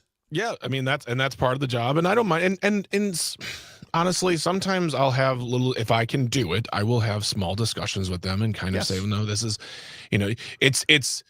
Sometimes they're trying to push a false narrative, and then sometimes they're telling us what we're doing wrong. And I always ask those people, I say, well, if you can provide the proof that we're wrong, or there's a different side of the story we're not looking at, please send it to us. Please let us know.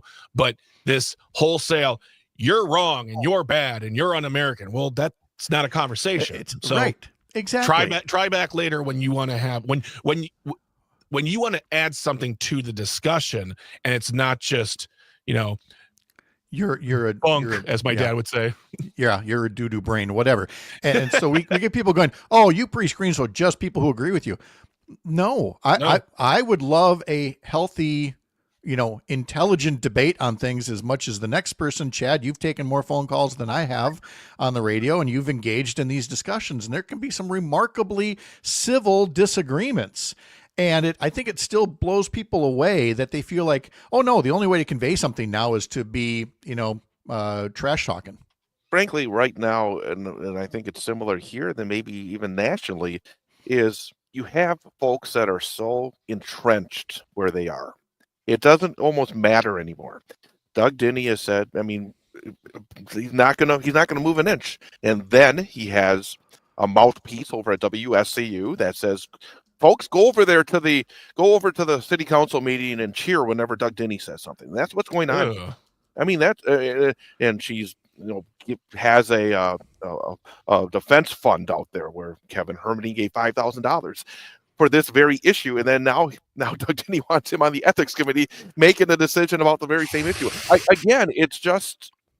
It's very difficult right now because I don't get the sense that we live in the same worlds at times. Well, we don't, in part because of the way that people choose to get their messaging. And if they're getting their messaging from places that are simply about gaining and amassing power and ruling rather than governing, then that's not going to be a big surprise. If that's the information bubble that they live in, and look, I could make this the size of a billboard, and I'm not sure it would get through to enough folks, but the way election results came down for people who only restricted themselves to right-wing media versus those who got it from elsewhere. Similarly for education levels, if you're not expanding your horizons, then yes, you see everything as a threat rather than an opportunity to engage in discussion. And so that's why Shireen's doing what she's doing. She will be on with you tomorrow when you're filling in for me. And again, thank you very much for that. I will talk to you when I'm back in town. And I look forward to all those people that want to call in and tell me how wrong I am. So, and trust me, they will. Thank you, Enjoy your Chad. trip. All right. Back after this.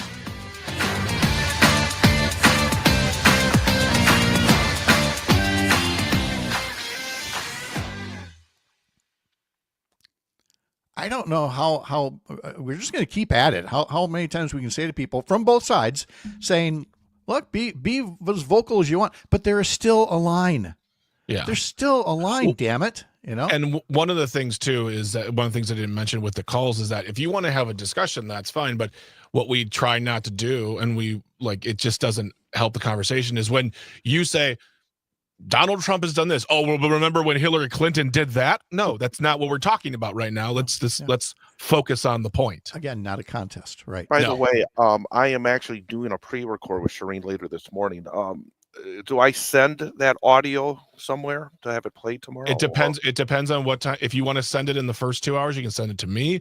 If you want to play it in the third hour, you send it to Sam Davison and Madison. Okay, I'll be sending it to you then, because and then just instruct me when and where you want it played, and it'll be good to go. Very good. Groovy. All right. Thanks. Talk to you later. Bye-bye. All Catch right, you tomorrow, Greg. Yeah. See you, Chad.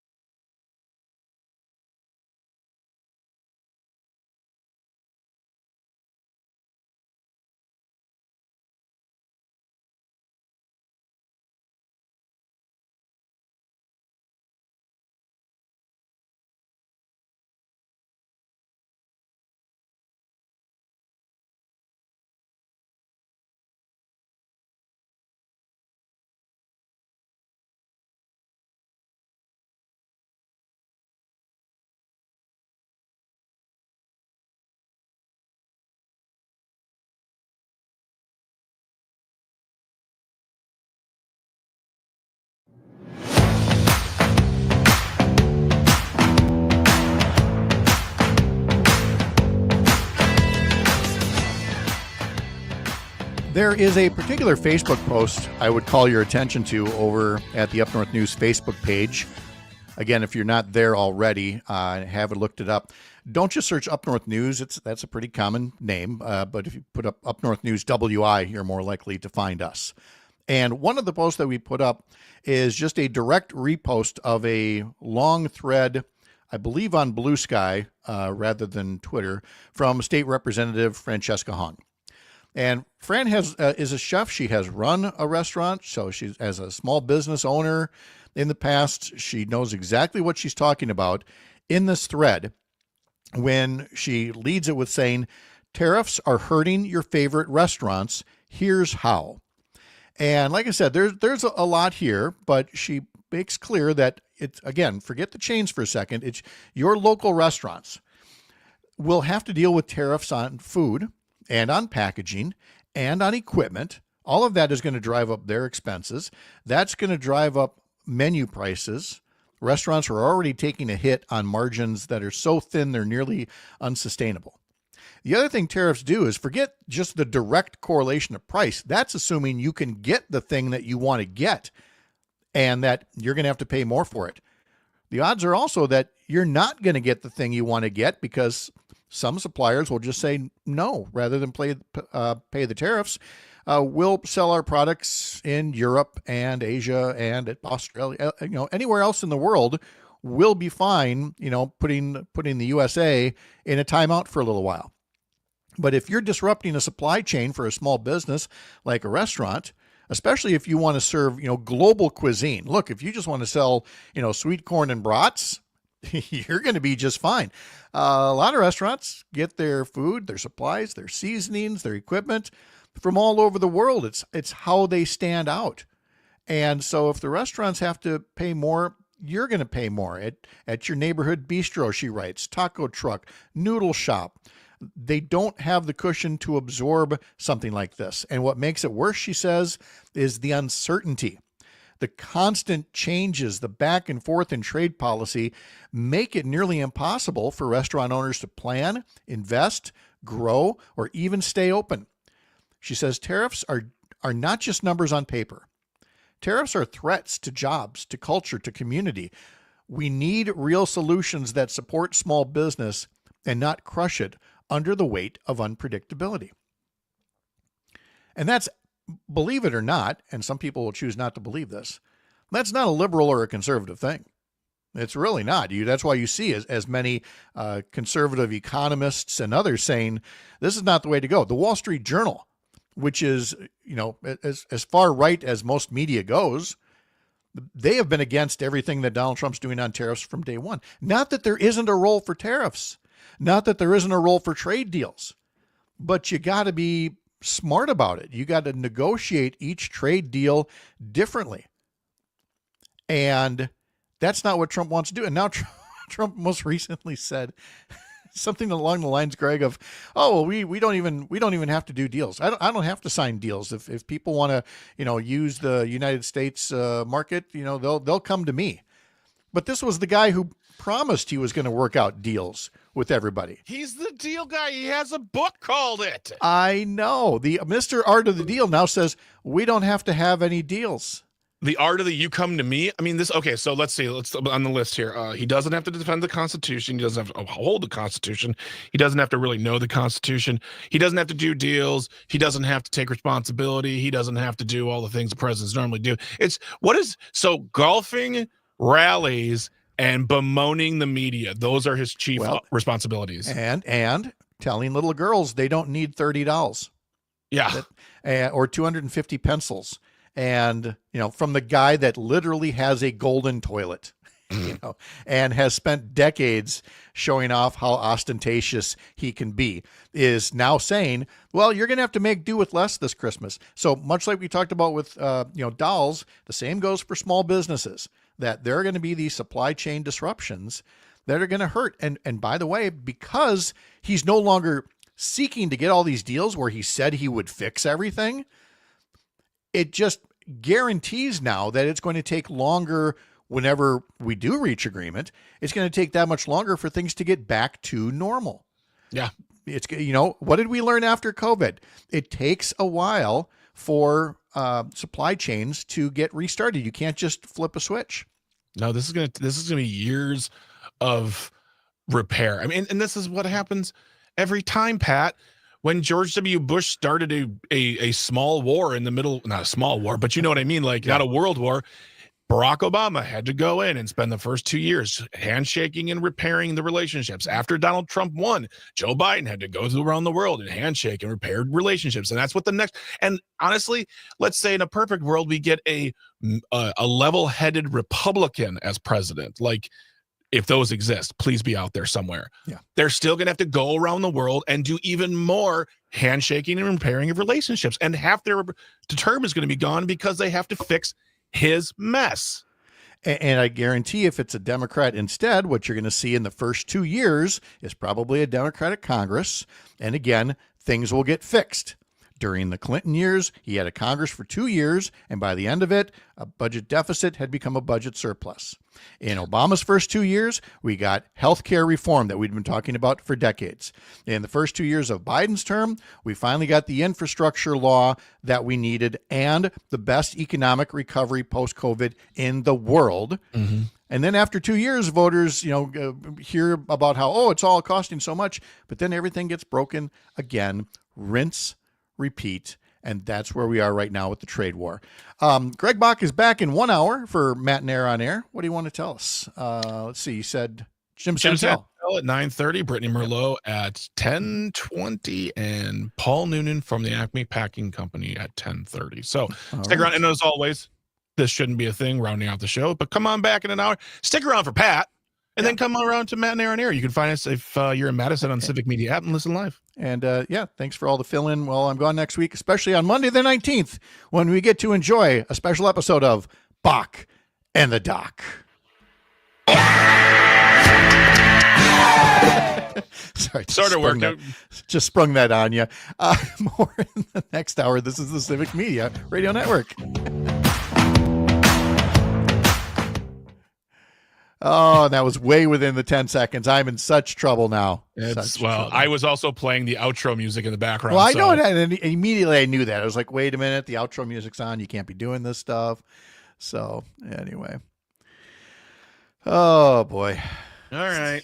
Okay, well, let's see. We'll wait for Mr. Sam here. Mr. Sam, man. Bring me a show. There he is. He's logging into the documents. To do radio. Bum, bum, bum, bum. He's going to take hour number 3 and make it really fun for you and me, Sam, man.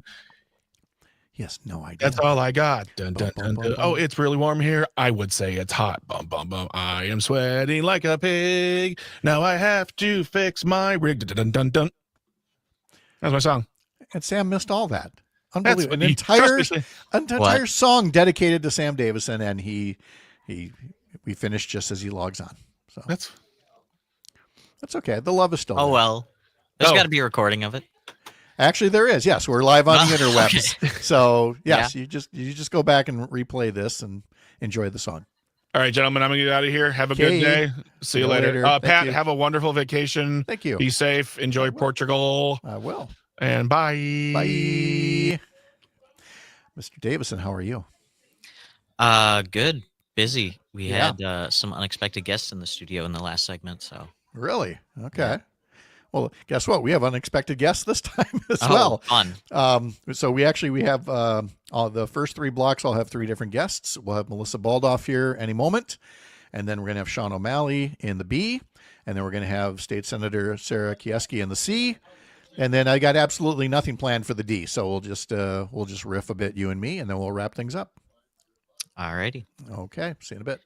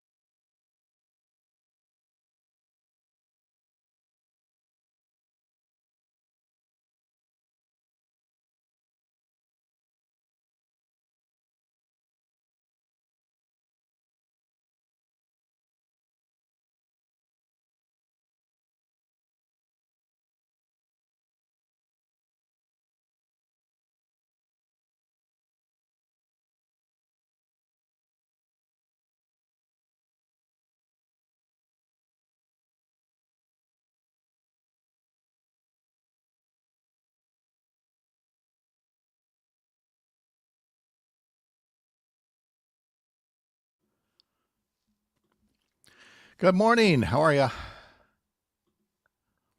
Melissa? Are you there? Melissa? You? Are you frozen? Or is that you? There she is. Are you hearing me? I know I'm hearing me. Oh, I'll bet you're looking at a different window. I'll bet that's what it is. I have that happen all the time. Let's see. Oh, there I got you. Ah, there, we found you. Sorry, I was on mute. It's okay. I had everything muted yesterday for a little while when I was. Anyway, I got you. No problem. No problem. Let's see. Okay, so let's do this. And that's okay. Save this. All right. It's 1 minute away, and then Brittany's got the weather, so I'll put you back in the waiting room for a bit and All right. see you in a touch. Do.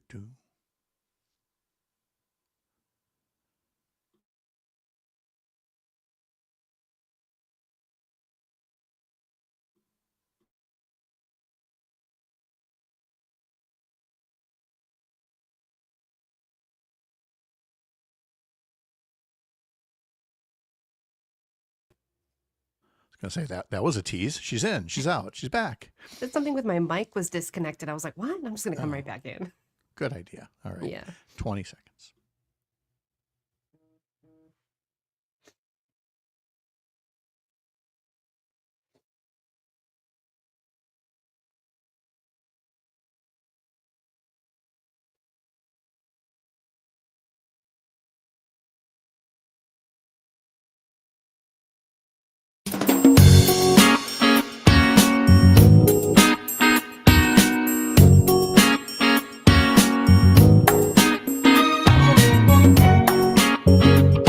Live across Wisconsin on Civic Media, you're listening to Mornings with Pat Kreitlow, powered by Up North News. Now, from our Lake Wissota studio, here is the founding editor of Up North News, Pat Kreitlow. Good morning. It is 8:06. Nice to have you here up north on this Thursday, May 8th, 2025. Sam is on the board. Greg is back in an hour for Matt and Air on Air. And it's kind of like the last day of school for me before taking a little break. Chad Holmes will be filling in here tomorrow. Luke Mathers and Greg Bach next Monday. No, sorry. Take that back. Matt Rothschild next week for a big chunk of the week. So tune in for hearing a whole lot from Matt. Always runs a great show whenever he guest hosts here across the Civic Media Radio Network. Coming up this hour, Melissa Baldoff is just minutes away with a climate check. This one is truly a what the heck edition when you hear about some of the latest climate-related news that's out there. And then at 8:30, we'll talk to State Senator Sarah Kieski from Lodi, a new state senator, with a new bill that addresses whether your landlord should be Wall Street. Hedge funds buying up single-family homes and driving up the price in the housing market in Wisconsin. It's a national problem, so this isn't the first place where restrictions on hedge funds are being proposed, but we'll talk to Sarah Kieski about that. We'll talk to Sean O'Malley in just less than 15 minutes, more about money and markets for this day. But let's get things going here with an updated forecast from meteorologist Brittany Merlot, where we were talking about, the cool down that we're in now, and then it'll warm up again for the weekend. And for a time there, it looked like there might be a little wetness in that warmer weekend, but I think are we just doing the warmer weekend and not so much on the wetness? Yeah, I really think so. It doesn't look like it's really going to produce any of the showers or storms that the model runs prior were really showing us. And now it really looks like if there is going to be any rain on Friday or Saturday, it's really going to fall Friday night. And the only place I think it might make it to the ground would be far northwest Wisconsin. Otherwise, I think all of us are staying dry until middle of next week.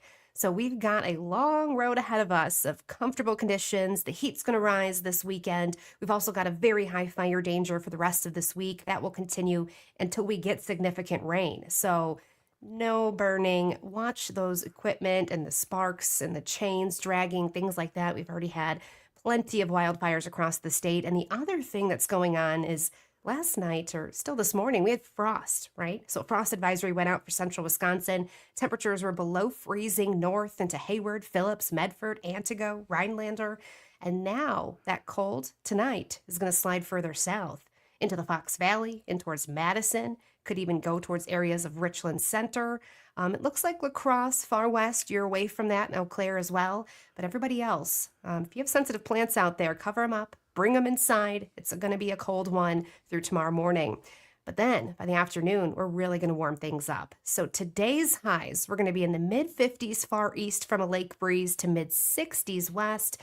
And then as we go through tomorrow, we're looking at about 60 degrees towards Milwaukee to about 80 degrees in Superior and far northwest Wisconsin. And we're all going to hit those mid to upper 70s, nearing 80 degrees for Sunday as well. So a gorgeous Mother's Day too. That's perfect. Oh, that if you can get a good Mother's Day, where you can maybe do a little grilling or picnic or whatever, Yes. all the better. Brittany, thank you so much. Have a great You're day. welcome. You too. All right. Let's turn right to our climate check. Melissa Baldoff is here a little special time today. We're kind of juggling things around with folks. And Melissa, thank you for your flexibility to join us here.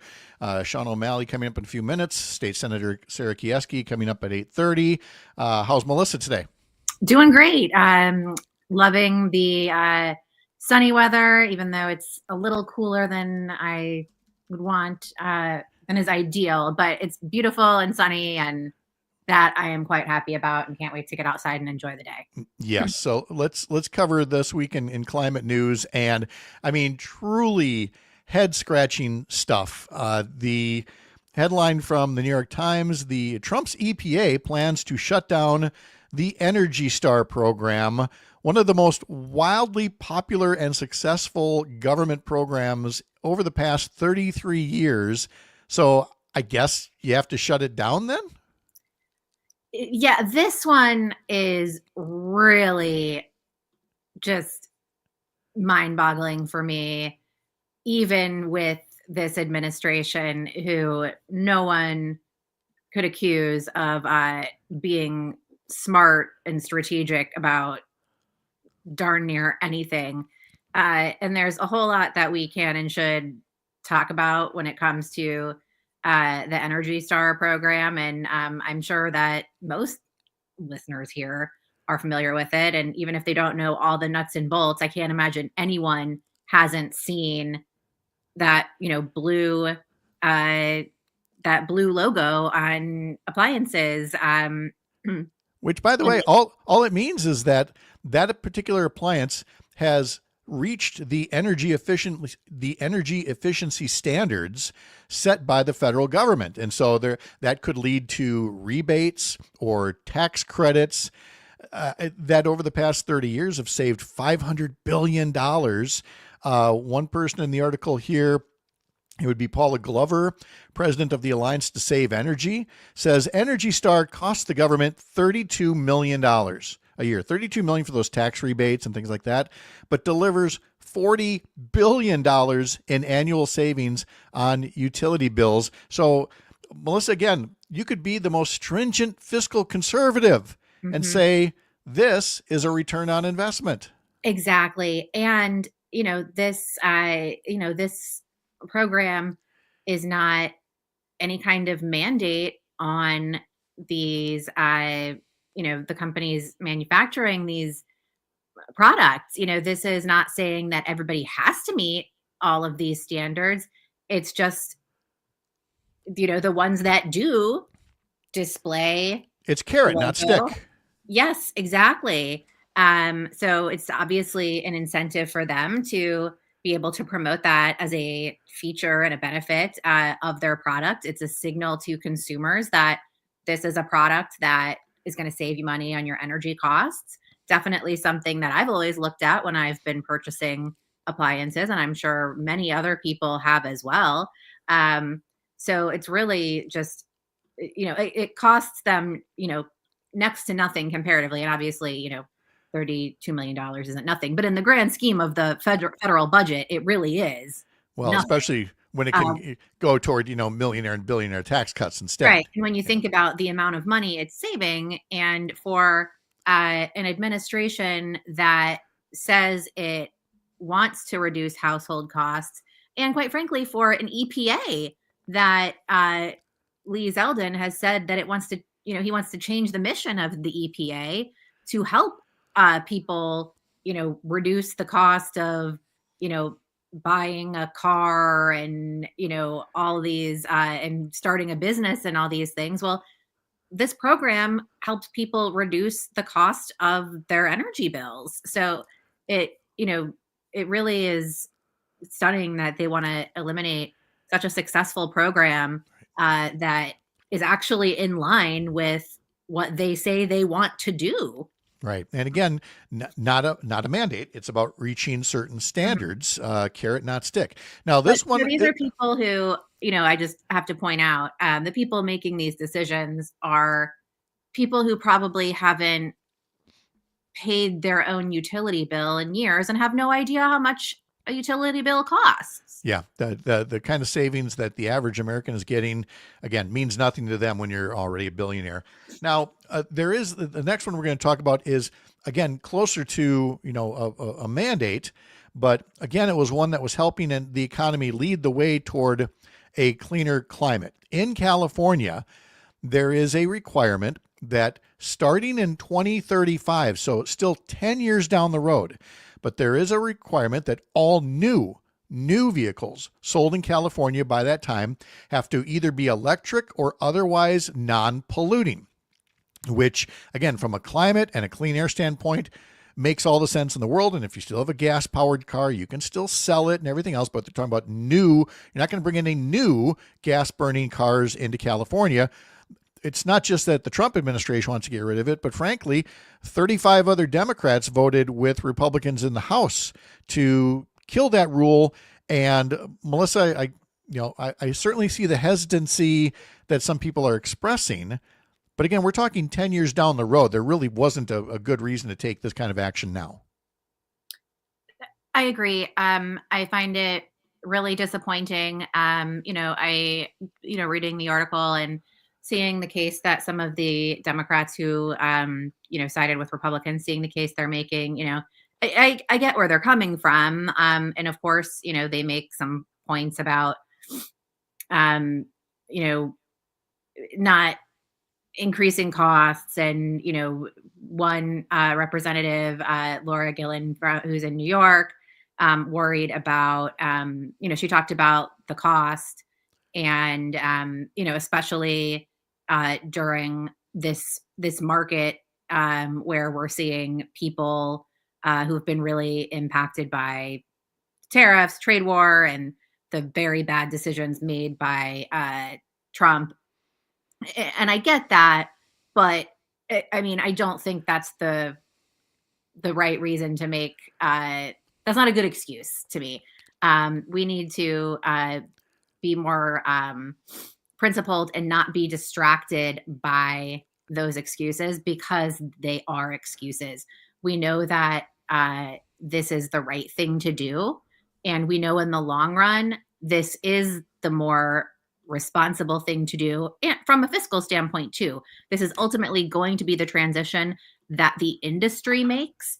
And when it comes to, all of the conversations we've had about the transition to a cleaner economy and cleaner sources of energy, the auto industry is one where the market and the manufacturers really have been very engaged and very much like at the table for the conversation.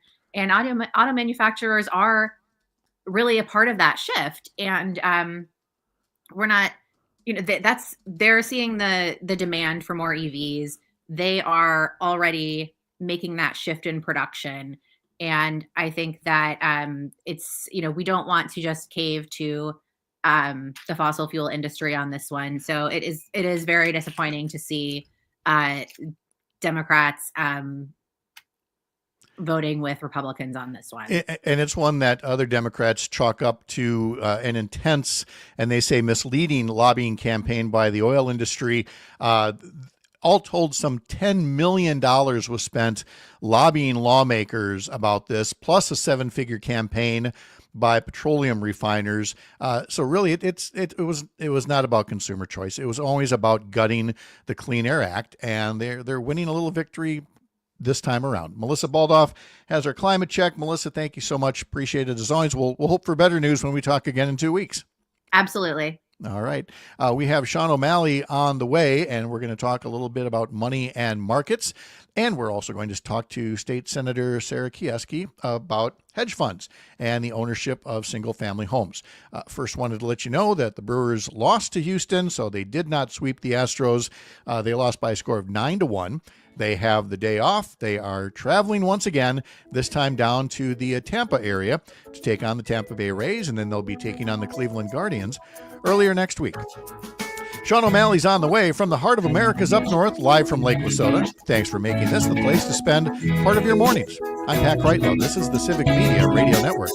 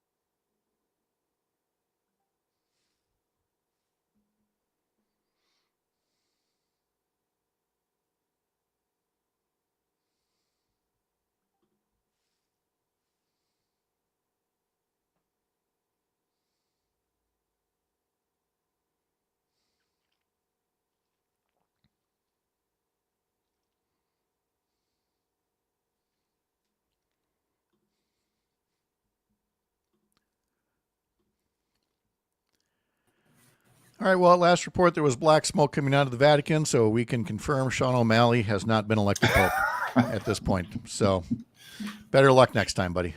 Yeah, well, thanks. You know, it's been tough doing this double duty as Cardinal of the Boston Archdiocese, but I appreciate the vote of support. There you go. Okay, got your notes here in front of me, so we'll get through all of these. And then, again, we'll be off next week, but we'll do this again 2 weeks from today. Yep. Because you were traveling anyway. For, That's right. Your vacation when you did. Yes. Yeah. No, that works out great. So, all right, we come back in exactly 30 seconds. I'll see you in a little bit.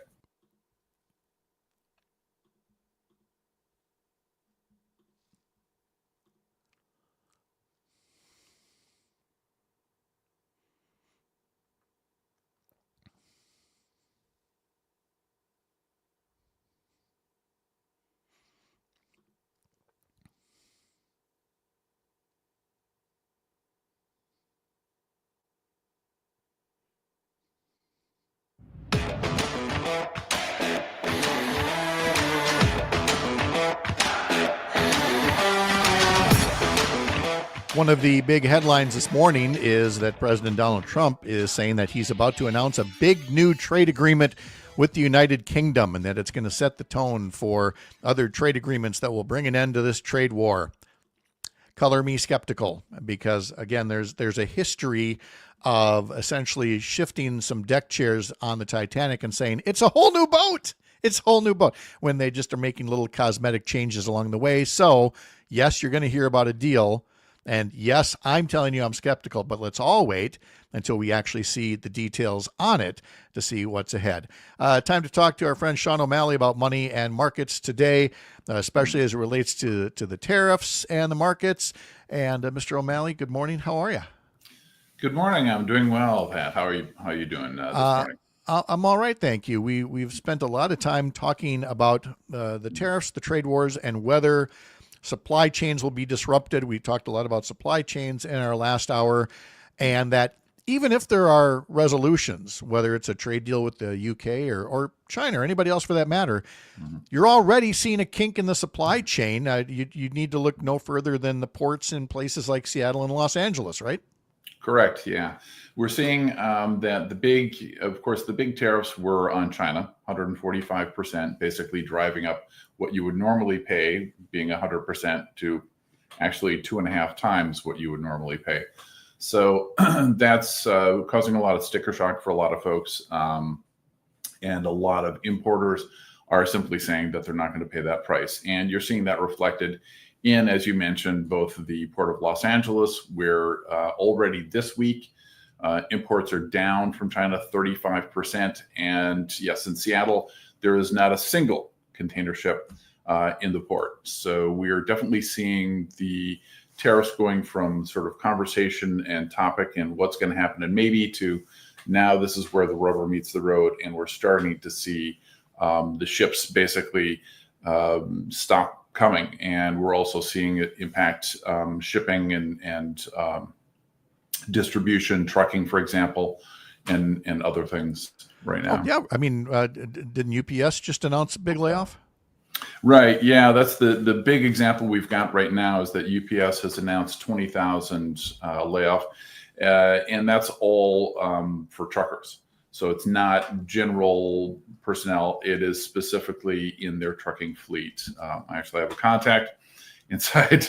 Yeah, they're basically getting rid of their most junior level of truckers simply because they don't have the need for that many people. You're going to see that happening in the ports. That's already been mentioned that some of the longshoremen who normally take cargo off the ships will have fewer shifts. And we're looking at basically an employment picture that could be changing here in the near future. Yeah, again, and I don't always like to sound this cynical. And yet I have to anyway, because you had the latest jobs report last Friday, and all we heard about is, we're back, baby. Look at this great number. And I frankly didn't think 177,000 jobs added was that big of a number. And saying the markets are back, baby. And I'm like, no, wait, we talked about this. The markets drop, and it becomes a buying opportunity, not for the middle class, but for people at the very top. So these things that they might be good indicators. You understand why I'm a little skeptical. Oh, absolutely. I think it's healthy skepticism. I mean, if it had been over 200,000, yeah, that's considered usually pretty robust growth. The forecast was for 185. We didn't even meet forecast. We didn't fall very short of it. It was 177, as you point out, but that's still it's not an amazing number. Anything around the 150 to 200 number is kind of okay. Below 150 is not so okay. So we're still okay at this point in time, but we'll see. But the big surprise economically last week was GDP going down in first quarter 2025 by 0.3%. So that means you have to go back to, you defined recession in one of our earlier discussions, right? It's 2 consecutive quarters of GDP going down. Well, 1. And now we're looking at the impacts of the tariffs that is going to definitely cause prices to go up, economic activity to go down, and it's going to put pressure on the employment picture. So that's a three-headed monster called stagflation that we really don't want to see manifest itself. But even in the notes from the Federal Reserve yesterday, as they left rates unchanged in the Fed Open Market Committee meeting, they said that we are leaving it unchanged because we are concerned about stagflation. And rightly so. It's one of those things. You think you never want to live to see certain things. You want to live to never see a pandemic. And yet we did have a pandemic. We've come through on the other side. You and I went through, the stagflation phase of the late 70s, early 80s.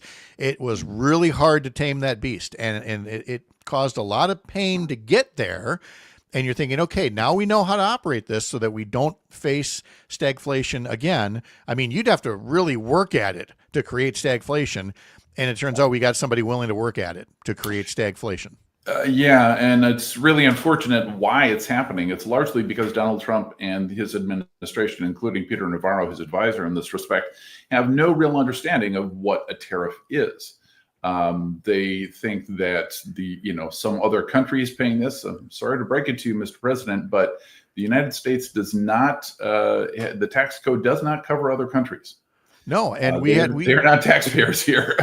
No, and we talked yesterday about Mark Pocan and grilling the Treasury Secretary, and that thing is up to 1.2 million views now because people do not like tariffs. They do not like the direction this is going in, and the polling is reflecting that. If not the markets on a day-to-day basis. Sean O'Malley, thank you again as always. We will talk to you in a couple of weeks. Appreciate your expertise.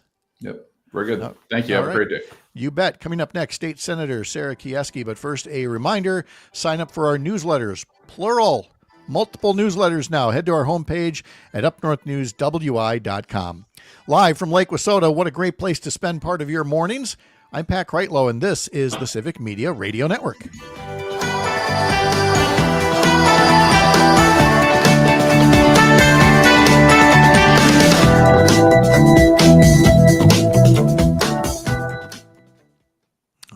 We are clear, sir. Yeah, that was great. That was a great outline. Thank you for that. I love having that to go along with. If that becomes it's going to be a regular habit. This one just happened to be really important, Pat. I mean, we haven't said the S word in 40 years. Yeah, and now we're looking at it dead in the face, and it's pretty scary. It should be. I mean, and again, people that say, "Oh, we're just politicizing your bias." It's like, no, look at this. Yeah. And it's let's see, what's this brand new? Evers announces a new lawsuit suing the Trump administration for obstructing Wisconsin infrastructure funding. Well, that would make this the 15th lawsuit now that Evers has against the Trump administration, because where else are you going to go, right? I mean, right. It's all a court thing. All right. Well, thanks again, Sean. Appreciate it. You have a safe trip as well, and we'll see you in 2 weeks. All right. Enjoy. Yep. And Sarah's here now. Sarah, how are you? Hi, I'm good, Pat. How are you? I'm great. Good to see you. Thanks for being here. Where are you, in Lodi, or where are you? Yep. I'm in Lodi today.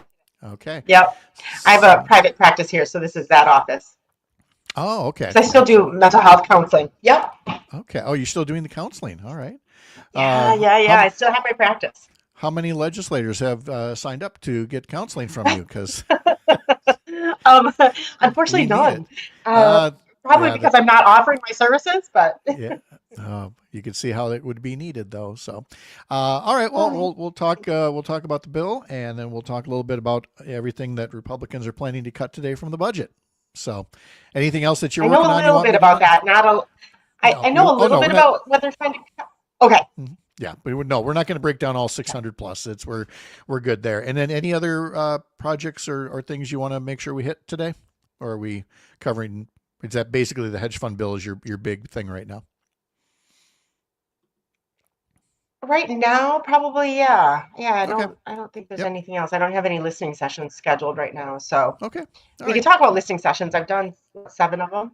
Oh, good. Okay, sounds great. All right, I'll be back to you in 3 minutes. See you soon.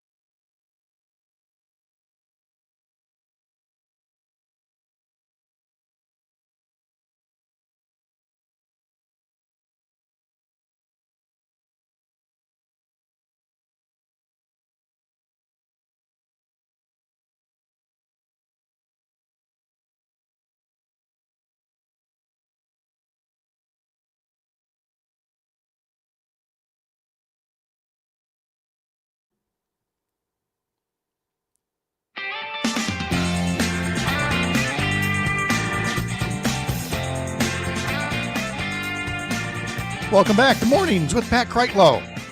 That'd be me, the Pat Kreitlow part of it, here on the Civic Media Radio Network on this Thursday morning, May 8th.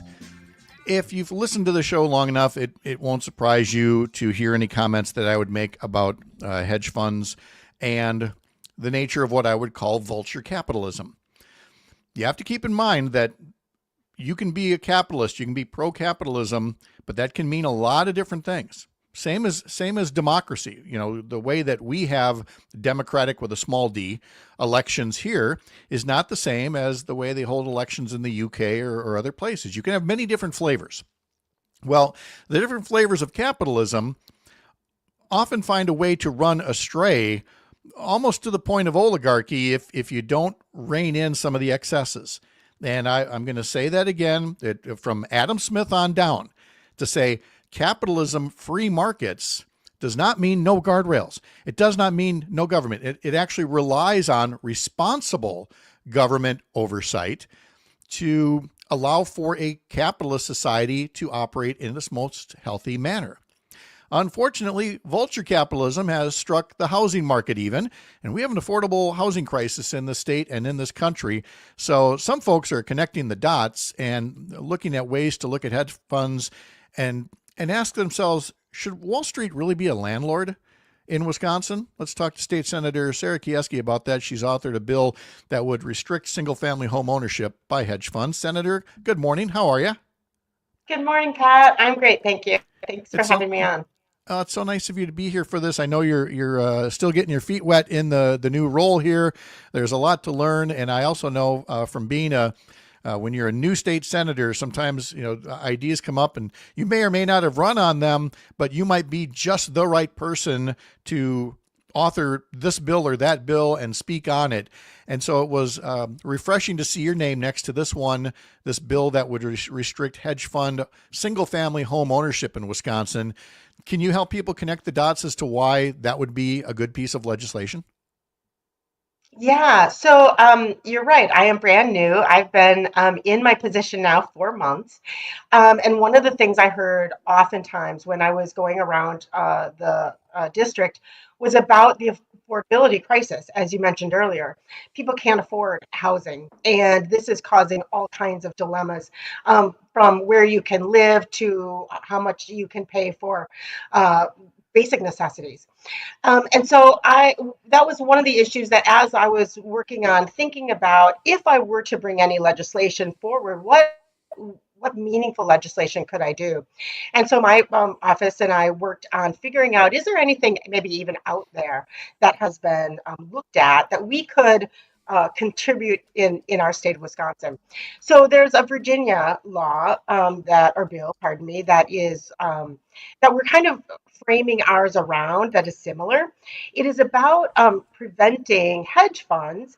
And hedge funds, for anybody that doesn't quite know, it's basically investors that pool their money. So it's a bunch of investors that put their money together, pool it so that they have better access, higher revenue, to be able to make bigger purchases or more purchases.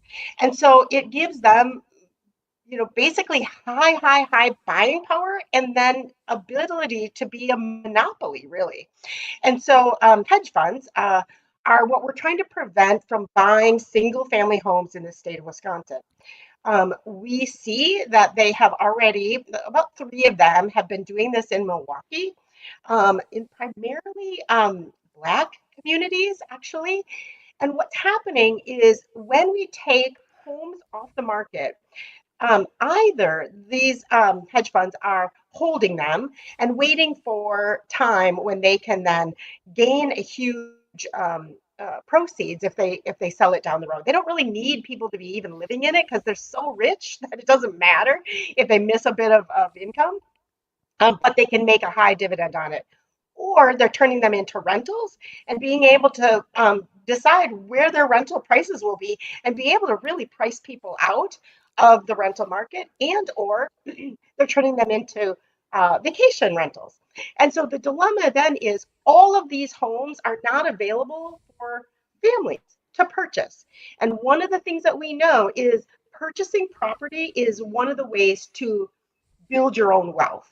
And so if we take that away from families, we are taking away something very critical for the middle class, lower income individuals that could help them build up in a capitalistic society, right? That then they no longer have access to. And I fundamentally feel like that is wrong. Yeah, and so connecting those dots as these single family homes are plucked out of the stock of available homes to purchase, obviously it's going to lift prices for all the others. Now, if you're one of those homeowners, sure, it's good news for you, but the crisis we're talking about is affordable housing writ large, having that supply of single family homes that is available. So there has been this push both in Congress and in state legislatures to limit hedge fund ownership. I know that there's been some bipartisan talk about the idea, but I think it's fair to say that Republican lawmakers aren't exactly racing toward the bill en masse, even though some understand what the situation is. Are you already receiving pushback on it, or are you receiving encouraging words either from Republican legislators or people in the community who may be Republican but understand the market situation? Well, the great news is when I proposed this, I did write about it a little bit on social media, for example, or when I've been going to my town halls. I've had at least 7 listening sessions all across my district. And I will say, across the board, 99% of people are really excited about this, didn't really understand that this was happening, and really recognizing, oh my gosh, so supply and demand, right? If we're taking away more of the supply, then the demand will not be able to meet that. And then those prices, again, will be pricing people out that need affordable homes. So I've been having a ton of interest in it and support of it. 41 other legislators have signed on to this bill, which is huge. It is bipartisan, but only one of them is a Republican. And what I've heard is that when a bill is proposed by a Democrat, again, I'm new, so I'm kind of learning the lay of the land. It is rare, if you're an author, that the other party will sign on. So it's very frustrating because I know this is an important issue, whether or not you're independent Republican or a Democrat. And so I'm hopeful that like even just getting the news out can help people recognize, no, this is going to help everybody. This is going to help your constituents wherever you live. If we do this proactive bill in the state of Wisconsin so that we don't become a place where we have this kind of monopoly of ownership. And to be clear, this is a problem that can be addressed on multiple levels. We've mentioned certainly in Congress. There's certainly something to be said at the local level too, in terms of zoning, in terms of encouraging more construction of single family homes, and not just McMansions. Folks, there's definitely room for more affordable single family homes to be built out there. I, for one, would love if these hedge funds got to be more involved in construction of new housing stock rather than, driving up the expenses in the in what's there right now. But you're suggesting what can conceivably be done at a state level. That I agree with you that there's probably more Republican support than the co-authorship would reflect. But in this particular legislature over these past, 14 years that Republicans have been in charge, it's rare now that Democratic authored bills are even scheduled for a public hearing. And I can tell you, having been in the majority when Democrats controlled the House, we had no problem putting Republican authored bills up for public hearings. We didn't think the bills would necessarily pass, but it would have been, downright rude not to at least let them have a public hearing, let people testify on it. That's not the time that we live in right now. So I really appreciate you being willing to take time out for things like this to tell people about the measure. Sounds like you're getting good public support. So I guess the next step really is hoping that you can convince the appropriate Republican committee chair to give the bill a public hearing. Well, and I don't think it's going to be me that can convince them, right? It's our democracy that is at peril when we don't allow even a hearing about a bill that could possibly be very important to a lot of people. And so that is troubling to me. And right now it is sitting in a committee when there have been requests by press to say, hey, are you going to be having this for a hearing with the chairperson of that, which is Senator Quinn, there has been no comment. So I find that not just rude, but undemocratic. And so I'm hopeful that maybe people that are that care about this issue too, maybe give a little pressure in that direction, because I know I try to respond to constituents, and hopefully he does too.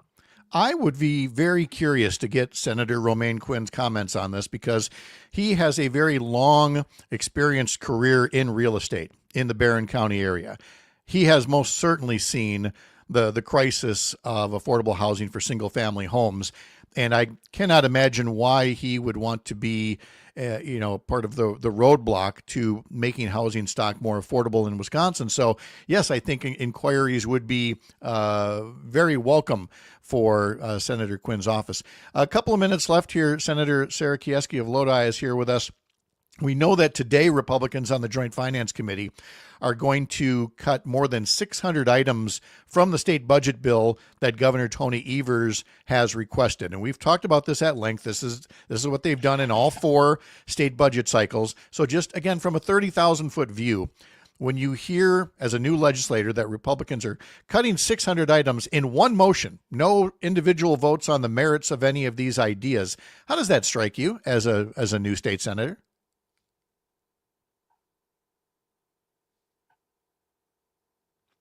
Sarah, did we lose you or did we lose me? Sorry, I'm That's not sure okay. what happened.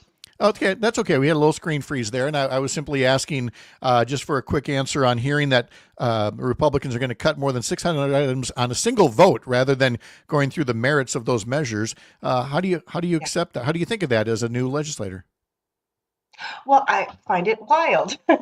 And so, like, again, learning, right? Trying to understand, like, how is this process? What happens? So there's the budget that is presented, and then all of a sudden on one vote, and all kinds of things can be ripped from it. So I'm trying to figure out, well, what's being ripped from it?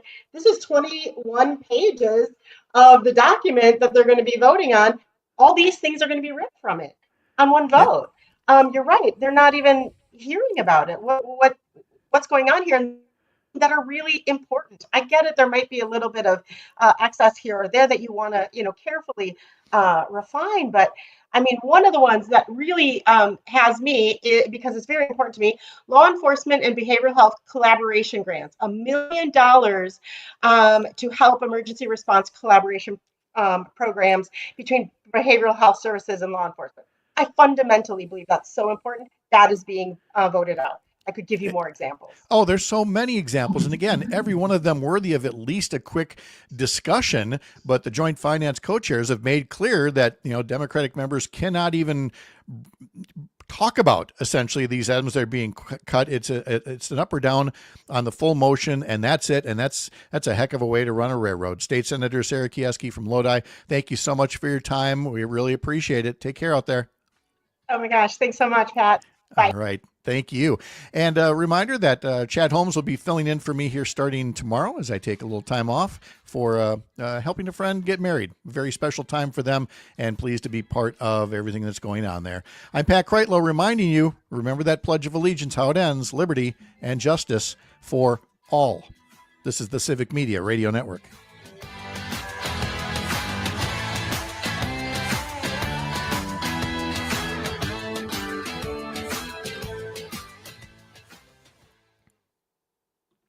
All right, we are clear and in a break. Thank you again, Sarah. Okay. Yeah, thanks for having me on. I really appreciate it. Yeah, keep the updates coming, and we'll talk to you later. Sounds great. Thanks. Okay, bye now. Bye-bye.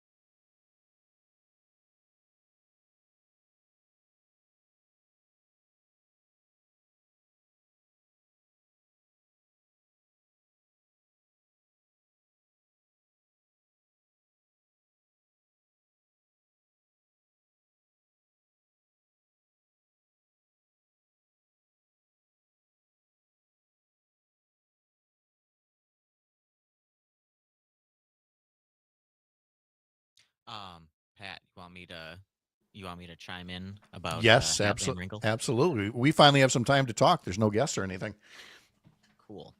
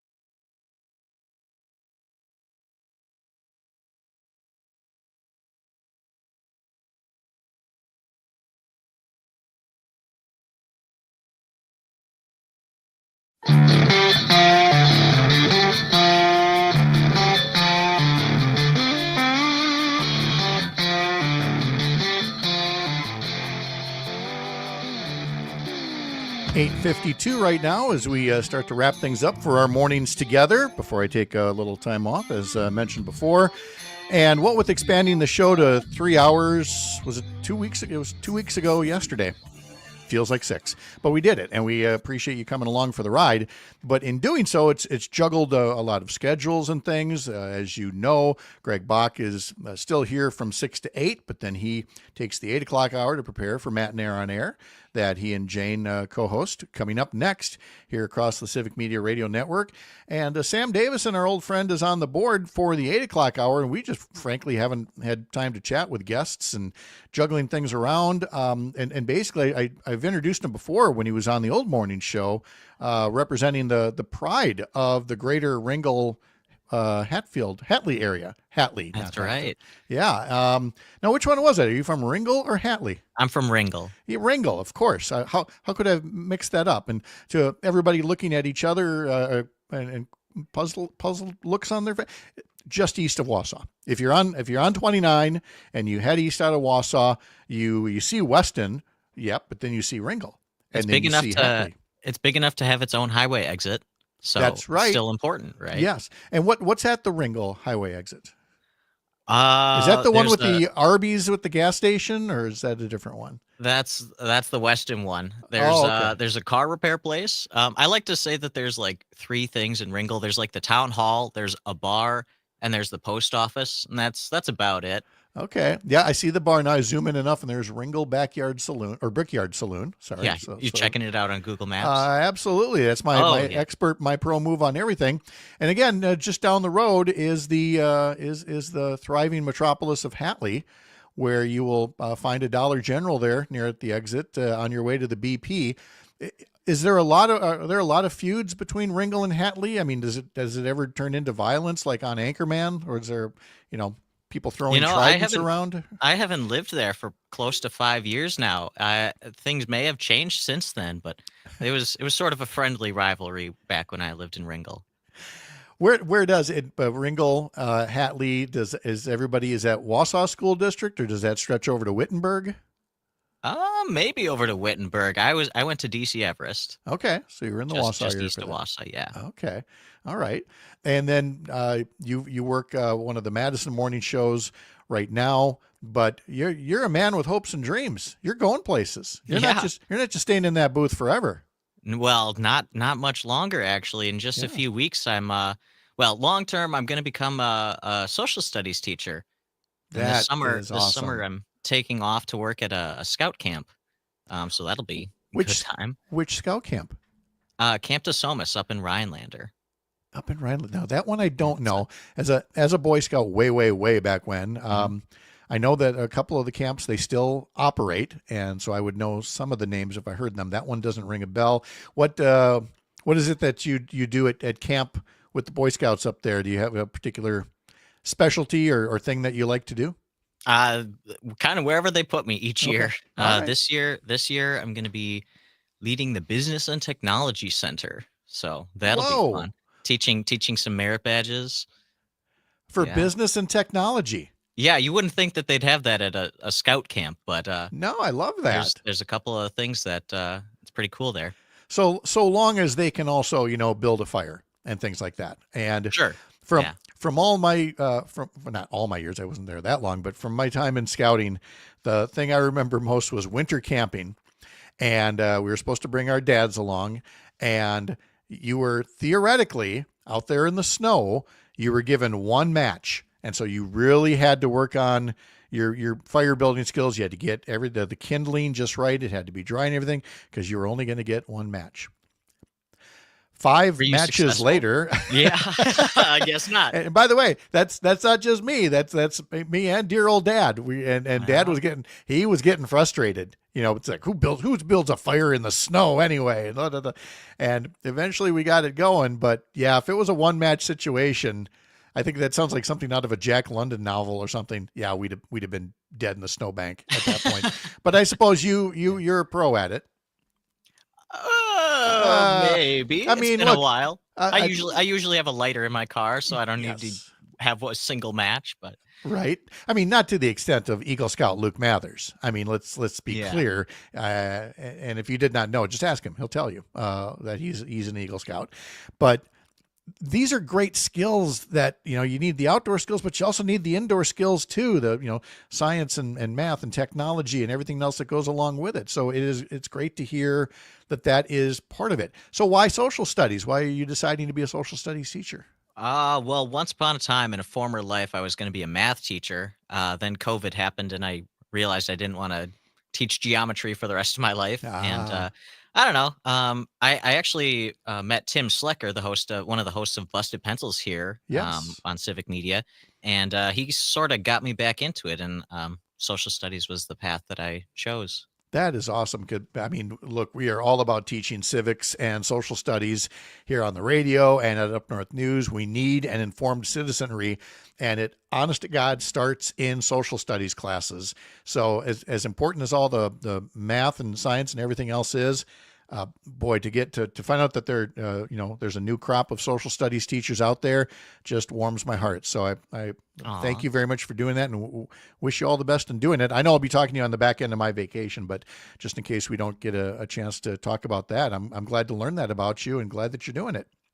Well, thanks. Yeah, thank you. Well, no, thank you. And now here's where I thank everybody else for coming along for these past couple of weeks as we expand the show to 3 hours, 5 days a week. We did it for 5 days last week, 4 days this week, no days next week, 3 days the week after. But then I swear we're doing 3 hours a day, 5 days a week. My thanks to today's guest, State Senator Sarah Kieski, Melissa Baldoff, Sean O'Malley, Michael McElroy from North Carolina, the Cardinal and Pine, Chad Holmes, who will be filling in here starting tomorrow, and then Matt Rothschild next week. And thanks to all of you for being here this morning. I am Pat Kreitlow. I'm the founding editor of Up North News, the Wisconsin outlet for Courier, a pro-democracy news network building a more informed, engaged, and representative America. Take care. I'll see you May 20th.